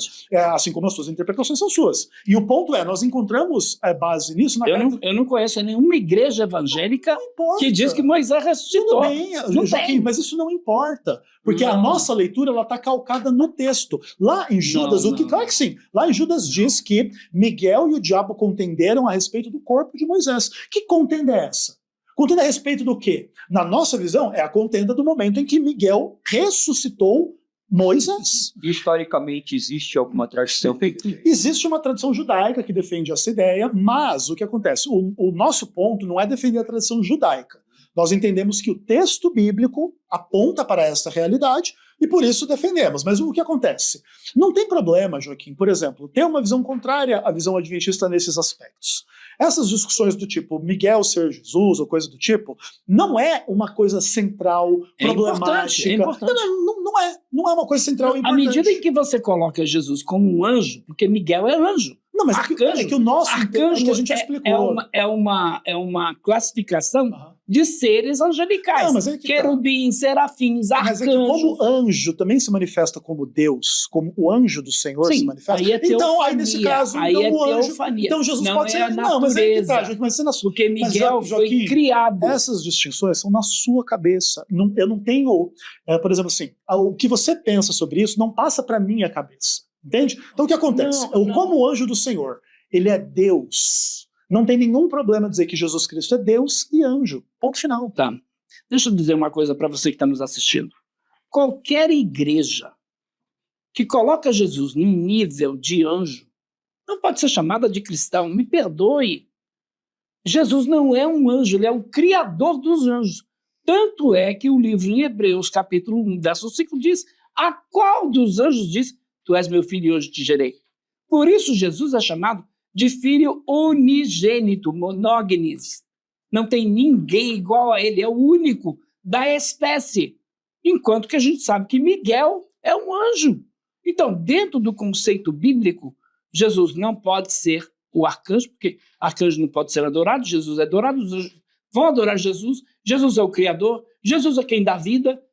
Anjo nenhum tem o poder de dar vida, só Deus tem o poder. Então, quando você tem lá no Velho Testamento as chamadas teofanias, não quer dizer que esta é a natureza. Então, dizer que Deus, que Jesus é Deus, e ele concorda com isso. Então, dizer que Miguel faz parte da Trindade... Joaquim, é muito ruim a sua forma de colocar as coisas. Já está tudo explicado, não tem mais o que falar. O anjo do Senhor é adorado como Deus na Bíblia. Então acabou o seu argumento, Joaquim. Acabou, Joaquim. Acabou, não importa. Então nós cremos que Cristo, que Miguel é uma teofania de Cristo. Acabou. Deus é um homem. Acabou. Então ele se manifestou como homem, mas a natureza Jesus dele é essa. se manifestou como Miguel. Acabou. Não tem argumento. Não é a natureza. Não tem. Mas ninguém está falando que é a natureza. Em nenhum momento. Sim. Não, Joaquim, olha aqui. Em nenhum momento eu vim aqui dizer que Jesus é Miguel no termo da natureza. É você que está inventando essa distinção para você criar uma contradição onde não há contradição. E se houvesse contradição, olha só, calma, Joaquim, e se houvesse contradição, ia ser na sua Bíblia. Porque aí a sua Bíblia diz lá em Hebreus que o anjo não é adorado, que o anjo não é Deus, que não sei o quê. E faz o que com o anjo do Senhor que é Deus e que é adorado? Aí você não faz nada. Entende? É natureza. A questão é natureza. O ponto é, eu não estou discutindo isso com você. Em nenhum momento eu falei que ele é anjo como natureza. Eu só falei Miguel não é uma manifestação. Mas isso é na sua cabeça. Eu discordo de você, Joaquim. Eu faço uma outra leitura diferente da sua leitura. Você que está nos assistindo, discorda? Você concorda que Jesus é Miguel? Você que está nos assistindo agora, nesse exato momento.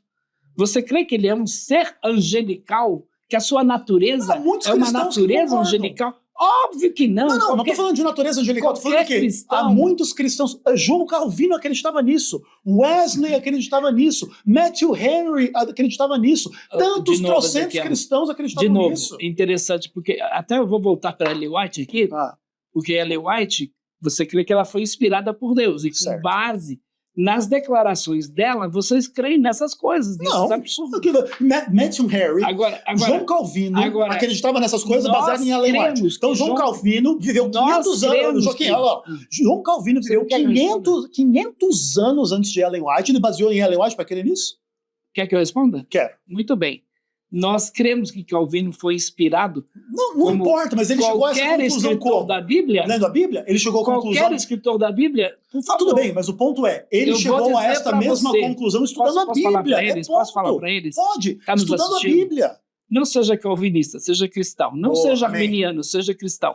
Não seja adventista, batista, seja cristão, meu irmão. Cristão, seguidor de Cristo.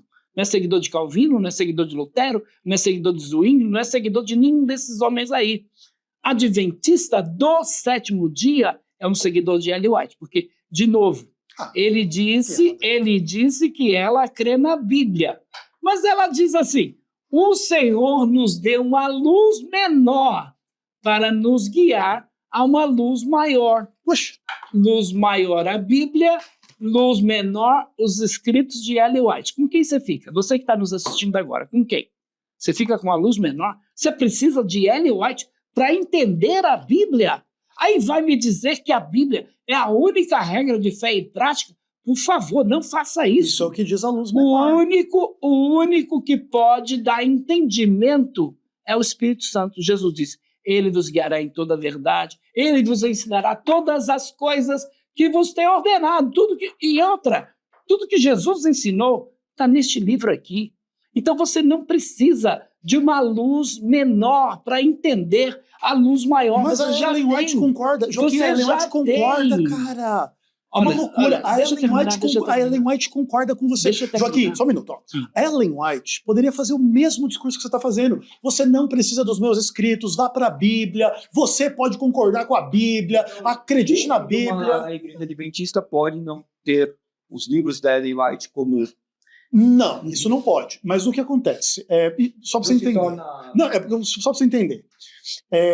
Quando o adventista diz que a Ellen White é inspirada por Deus, todas essas afirmações do tipo a Bíblia é a única regra de fé e prática, na nossa leitura é uma visão inspirada por Deus. Entende? Porque entende o seguinte, você não pode cobrar que a gente considere a Ellen White igual à Bíblia nesses aspectos, se ela mesmo diz que é isso aqui a única regra. Quando ela fala isso, ela se exclui de ser a regra da fé, da doutrina e da prática. Por isso, inclusive, a gente pode dizer claramente que se exploda a Ellen White nada é a mesma coisa. Só quem deseja tornar o adventismo centrado em Ellen White são pessoas como Joaquim. Por quê? Porque Ellen White não é conhecida como a Bíblia é conhecida. O adventismo para a gente terminar o nosso debate. Boa. Não, já? Não tinha centrado o adventismo em qual sentido? O qual o fundamento como uma seita do qual é alegado pelo restante das tradições cristãs. Perfeito. Ó, o que acontece é assim, só para você entender. O fundamento adventista é uma leitura teísta, cristã, protestante, arminiana, wesleyana da teologia cristã. Nós somos herdeiros de esse amplo espectro de convicções que inclusive são partilhadas pelo Joaquim em ampla medida. Inclusive o princípio que a Bíblia é a única regra de fé e prática, que a palavra de Deus é a verdade. Entretanto, nós cremos que a Bíblia indica que existem dons espirituais. A ideia de que Ellen White teve um dom espiritual é uma convicção nossa, mas ela não é o centro da realidade. Então, partilhando das suas afirmações, entendeu? Se ele concorda com isso sem a Ellen White, tá tudo ótimo. Então ele também... Mas quem achar... Tá tudo certo, tá tudo certo. Tá tudo certo. Tá tudo certo. Então, aí você já entra em contradição com o que você tinha dito, que somente dentro da igreja... Não, é que eu não falei nada que somente dentro da igreja tem salvação. Porque a discussão de salvação é uma outra discussão. Por exemplo, a discussão da salvação ela tem que ver com o juízo final. O juízo final... Foi isso daí que você tinha abordado. O que acontece? O juízo final, ele vai... Vou fazer a mesma pergunta para ele. Então, não quero ser o terceiro, não, de boa. mais uma pessoa defendendo alguém. Claro. Eu tenho que ser o mais imparcial possível depois. A sua postura ele também colocará da mesma forma. Sim, a sua postura está excelente. O ponto é assim. O juízo final de quem é salvo ou não é um juízo exclusivo de Deus. E ele não será baseado se você é adventista ou católico ou espírita ou qualquer coisa. Ele é baseado no que Deus sabe sobre você por completo, em absoluto. Sua fé, seu arrependimento, seus pecados, seu novo nascimento, seu serviço cristão, se você obedece à lei de Deus ou não, se você ama a Deus ou não, se você ama as pessoas ou não. Qual que é o estado do teu coração, da tua mente, da tua história, de toda a tua vida. Não é uma coisa assim, guardou o sábado, tá salvo, não guardou, não tá salvo. Creu na Ellen White, tá, não creu, não tá. O julgamento de Deus, ele é absolutamente perfeito e profundo. Ele não é uma bobeira do tipo que pertence à igreja X ou Y. O julgamento de Deus é uma coisa muito séria. E só Deus sabe. Só Deus sabe quem é. Se chegar alguém, ela vai morrer agora, como que vai definir para onde vai a vida dela. Se você morresse agora, para onde você iria e por que você iria? Cara, essa é uma pergunta difícil, porque você teria que entrar no juízo divino, entendeu? Por exemplo. Mas de maneira objetiva e clara. Imagina essas pessoas que estão nos assistindo, que talvez chegar, porque a visão da tradição cristã teria uma resposta voltada nessa. Em outras palavras, ele não tem certeza de salvação. Como você responderia isso? Não, o que acontece é assim. Qualquer pessoa que crê verdadeiramente em Cristo é salvo. Ponto. Você é salvo? Creio que sim. Agora, você pode apostatar no futuro. As discussões de perdição... Você tem certeza da sua salvação? Claro, óbvio. Então, o que não quer dizer que eu tenho certeza do futuro. Eu tenho certeza... para que o juiz investigativo? Óbvio. Joaquim, você aí vamos entrar em outra questão. Em outra questão. Então, agora, as mesmas perguntas, Aham. você poderia já trazer as mesmas considerações do quais o porquê a tradição que você está defendendo não vê justamente a igreja adventista como uma igreja herética e a sua não. Porque a minha igreja está fundamentada na Bíblia. Veja, nós não estamos fundamentados em outras escrituras, estamos fundamentados na Bíblia. Qualquer igreja evangélica e protestante está fundamentada tem que estar fundamentada na Bíblia. A Bíblia é a única regra de fé e prática. Em todos os lugares e para todo o tempo. Vai sempre ser. Tem alguns camaradas aí no meio evangélico dizendo a Bíblia precisa ser mudada, alterada. Vai para o inferno, camarada. Se você crê nisso, quer adulterar a palavra de Deus, vai para o inferno. Liberal. Tá? Permaneça naquilo que está nas Escrituras. Mas, veja só, aí eu pergunto para Ezequiel, quem é a autoridade dentro da igreja adventista do sétimo dia? Qual é a autoridade, Ezequiel? Qual é a autoridade? Deus. Quem é a autoridade da igreja? Deus. Muito bem. Então, e quem é a chave de interpretação, né, do adventismo? Quem é a chave da hermenêutica adventista? O adventismo não trabalha com esse conceito. Não é Ellen White. Claro que não. A chave da Óbvio que não. A igreja a chave- a igreja Fala para a adventista câmera, fala para a discorda- câmera a aqui. igreja A chave da igreja adventista não é Ó, hermenêutica, não é Ellen Vou White. falar para você. A igreja adventista do sétimo dia discorda de Ellen White em inúmeros aspectos. Inclusive, Ellen White usa o termo arcanjo no plural e nós discordamos de Ellen White porque nós queremos que só tem um arcanjo com base em quê? Na Bíblia. Sabe por quê? Porque o que importa na igreja adventista é a Bíblia e não a Ellen White. E você quer criar essa fantasia só para criar preconceito contra a igreja adventista do sétimo dia? Não, E sem quem faz o fundamento preconceito, nenhum. quem faz o preconceito são os adventistas. Por quê? Remanescente. Isso não é Os preconceito, outros isso é uma leitura Os do texto outros bíblico. são a Babilônia Grande. tem. Ezequiel, muito bem. Eu, por exemplo, você sabe que eu tenho um carinho, te chamo de amigo, Claro, te chamo de óbvio. irmão. Você me considera teu irmão? Óbvio, isso é uma bobeira gigantesca. Ju. Você me considera? Claro, isso é uma bobeira gigantesca.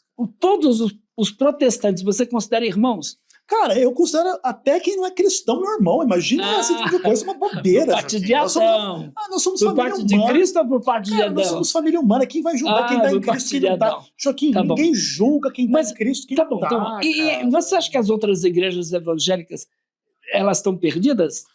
Não, eu acho que elas são Babilônia. Tá bom. Então eu vou fazer uma pergunta para você. Além da igreja adventista do sétimo dia, que outra igreja evangélica você me recomendaria?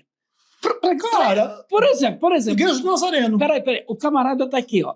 Igreja do Nazareno. Ele assistiu isso e resolve abandonar A a fé igreja adventista. adventista do sétimo Igreja do dia. Nazareno. Um É ex-adventista. uma igreja que eu iria. Tá vendo? Ex-adventista, se você tá procurando uma igreja boa, além da igreja remanescente, tem a igreja do Nazareno. Eu conheço. Também recomendo a igreja do Nazareno, gosto. recomendo a presbiteriana, a Ah, batista. presbiteriano não dá pra Assembleia. recomendar, né? Recomendo. Você tem que ser eleito lá. Legal. Olha, Ezequiel, eu não sei se a gente vai continuar, pode continuar, vamos terminar. Finalizando. Vamos finalizar de uma maneira, então, Tranquilo. a última pergunta tem que ser pontual para ele, para que ele possa trazer as suas razões. Você faz a sua última carta na manga para que ele responda, que seja de maneira objetiva e clara. Porque quanto mais, às vezes, nós tentamos ganhar as pessoas na eloquência. Perfeito. Contudo, o evangelho é simples e prático. Você acabou, ainda de maneira natural, até falando que todo aquele que crê em Cristo será salvo. Claro. Isso daí é a centralidade do evangelho. Claro. Mas claro que na prática nem sempre é isso. Isso daí, por vezes, Não, nós sem- temos máscaras por trás disso. Tá. Então, a questão é buscar uma pergunta objetiva que possa ser clara Tá. e talvez também para refutar e trazer justamente esse apontamento defendendo que a igreja adventista não é uma prática. Não, tá bom. Para o senhor. É assim, ó, só pra você entender. Quando a gente fala que todo mundo que quer em Cristo será salvo, a gente não tá tendo máscara nenhuma. Não há condenação para os que estão em Cristo Jesus. O difícil é julgar quem tá ou não tá. Porque aí a gente não é Deus para dizer, olha, essa igreja, ou aquela igreja, ou essa pessoa, aquela pessoa. Mas assim, olha, a última pergunta que eu faria para o Joaquim tem que ver lá com Romanos capítulo 13, versos 8 a 10. Lá a palavra de Deus diz que o cumprimento da lei de Deus é o amor. inclusive citando vários dos 10 mandamentos e dizendo, se há algum outro mandamento, esse também se resume no amor. Isso implica que qualquer pessoa que defende a transgressão de um dos 10 mandamentos prega contra o amor a Deus e o amor ao próximo. Como que você lida com isso, Joaquim? O cumprimento da lei de Deus é o amor. Como é que você se coloca diante das pessoas para dizer que elas podem transgredir o sábado? Explica pra gente. O apóstolo Paulo, escrevendo aos irmãos da cidade de Corinto, ele diz que a lei de Deus não está mais gravada em tábuas de pedra. Ele diz que esta lei é chamada de ministério da morte, ministério da condenação. Então a lei de Deus hoje está no meu coração. Agora, eu quero matar, roubar, eu não quero pecar. E o cristão, a diferença entre o cristão e o não cristão ele corre atrás do pecado. O cristão, ele corre do pecado, ele foge do pecado. Então esta é a diferença entre o que serve a Deus e o que não serve. Ele vai te dizer assim, o que serve a Deus é o que guarda o sábado, o que não serve é o que guarda o domingo. Então esses que não guardam o sábado, ele vai te coloca desta forma. Eu não vejo dessa forma. O amor é extremamente importante. Então quem, por exemplo, ama, né? Nisto conhecereis que sois os meus discípulos, se tiverdes amor uns pelos outros. Eu amo. Ao contrário do que muita gente talvez esteja dizendo aí nos comentários, eu não odeio os adventistas, eu odeio o adventismo. É diferente. Eu amo os adventistas e quero que eles abandonem os ensinos falsos da senhora Eliot, como juízo investigativo, selo de Deus seu sábado e tantos outros absurdos que ela diz. Agora, por outro lado, falando ainda da questão do exclusivismo da igreja, olha aqui o que diz aqui. Vi que Deus tem filhos, o Ezequiel citou várias vezes aqui, né?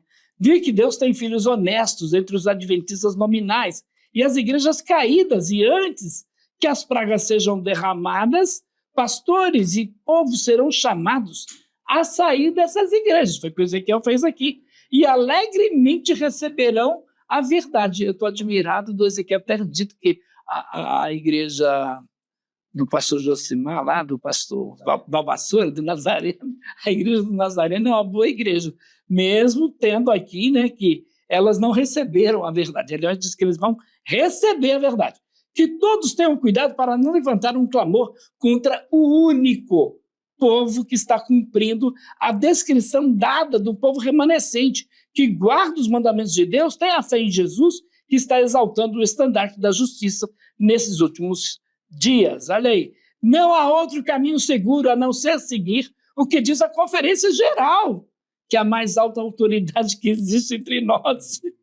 Está aí no manuscrito de 1891. Registra isso aí.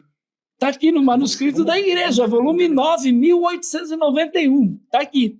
Olha só, quando em uma conferência geral os juízes de homens escolhidos de diferentes partes do campo, de todas as igrejas, de todas as conferências, se reúnem, essa assembleia deve ser respeitada como a maior autoridade que Deus tem sobre a terra.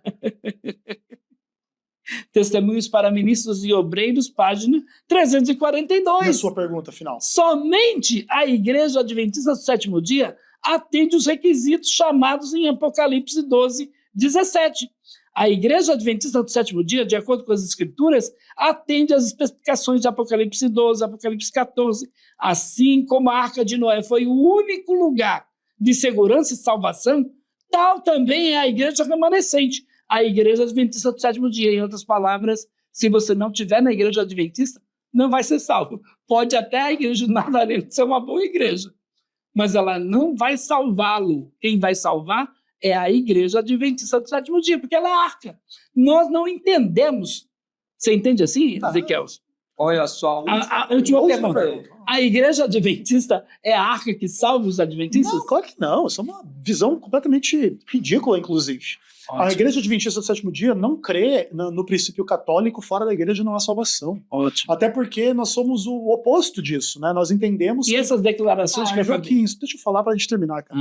Assim, ó, essas declarações, elas provavelmente estão descontextualizadas e mal interpretadas por você. Mas o ponto é assim, tipo...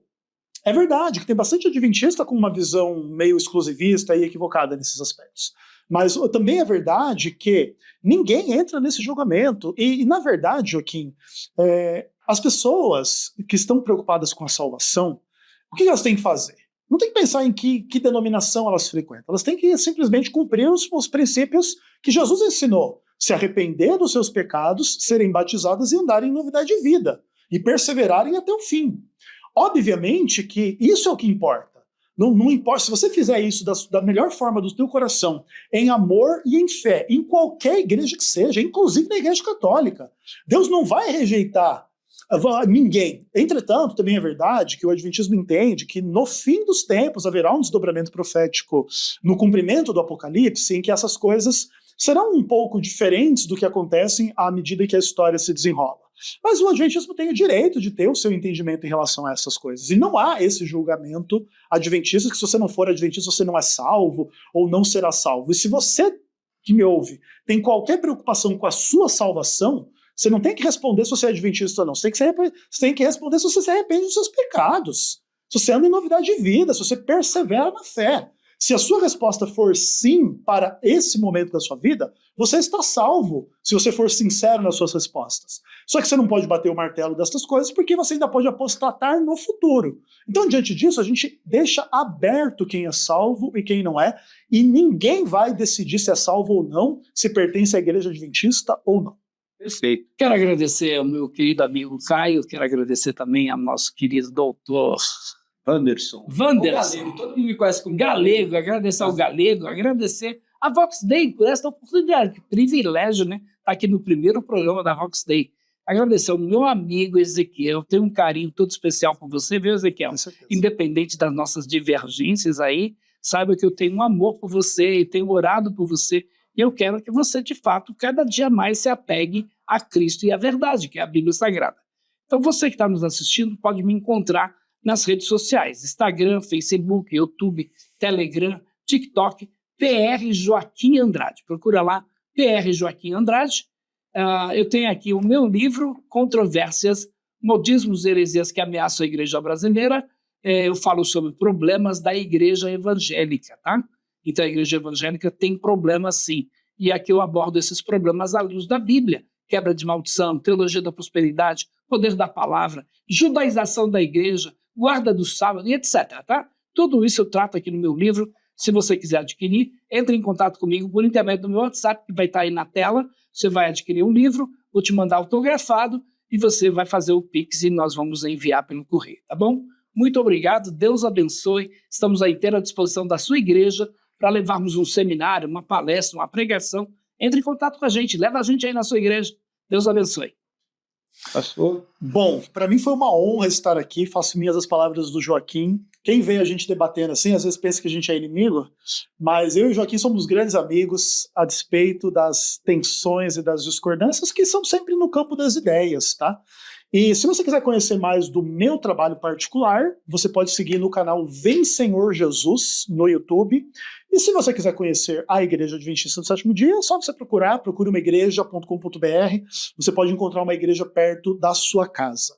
O mais importante, acima de tudo, é a gente dar o direito das pessoas terem as suas opiniões. O Joaquim tem todo o direito de crer que a Igreja Adventista é uma seita, só não vai conseguir defender biblicamente. Porque mesmo que ele tivesse razão nos argumentos teológicos, não diz que porque crê em Miguel é seita. Então é só uma invenção que se convencionou usar para tentar denegrir a comunidade adventista, o que é uma pena, mas tudo bem, a gente sabe como funciona e jogo que segue. Deus abençoe a todos. Maravilhoso participar, mediar esse debate com dois grandes homens, trazendo suas ideias de maneira respeitosa. Eu creio que isso daí é um ambiente saudável, onde podemos, assim, falar acerca do campo das ideias. E, claro, quem convence sempre será o Espírito Santo. Isso há de concordarmos que Deus há de operar os nossos corações e iluminar nosso entendimento. Parabéns aos dois. E vocês possam participar de mais debates. Creio que isso daqui é justamente dar-nos razão para que as pessoas possam expor as suas ideias. Antigamente eram livros que eram rebatidos, agora nós temos esse embate pessoal. Claro que não dá para resumir tudo em uma questão de poucos minutos. Então, são poucos minutos para muitos argumentos. Claro que existem milhares de argumentos. Eu tentei ser o mais imparcial possível. Peço desculpas caso eu tenha sido inconveniente em alguma questão. Até parecer tendencioso, não é essa a intenção é ser um campo neutro onde vocês podem debater e no final das contas que a Vox Day que proclame toda a sua glória. A intenção é fazer tudo para a honra e glória do Senhor. Amém. Muito obrigado. Que o nome do Senhor seja glorificado. E você que está em casa, acompanhe mais novidades. O canal Vox Day vem aí com muito conteúdo que visa única e exclusivamente a glória de Deus. Tamo junto, até o próximo episódio. Amém.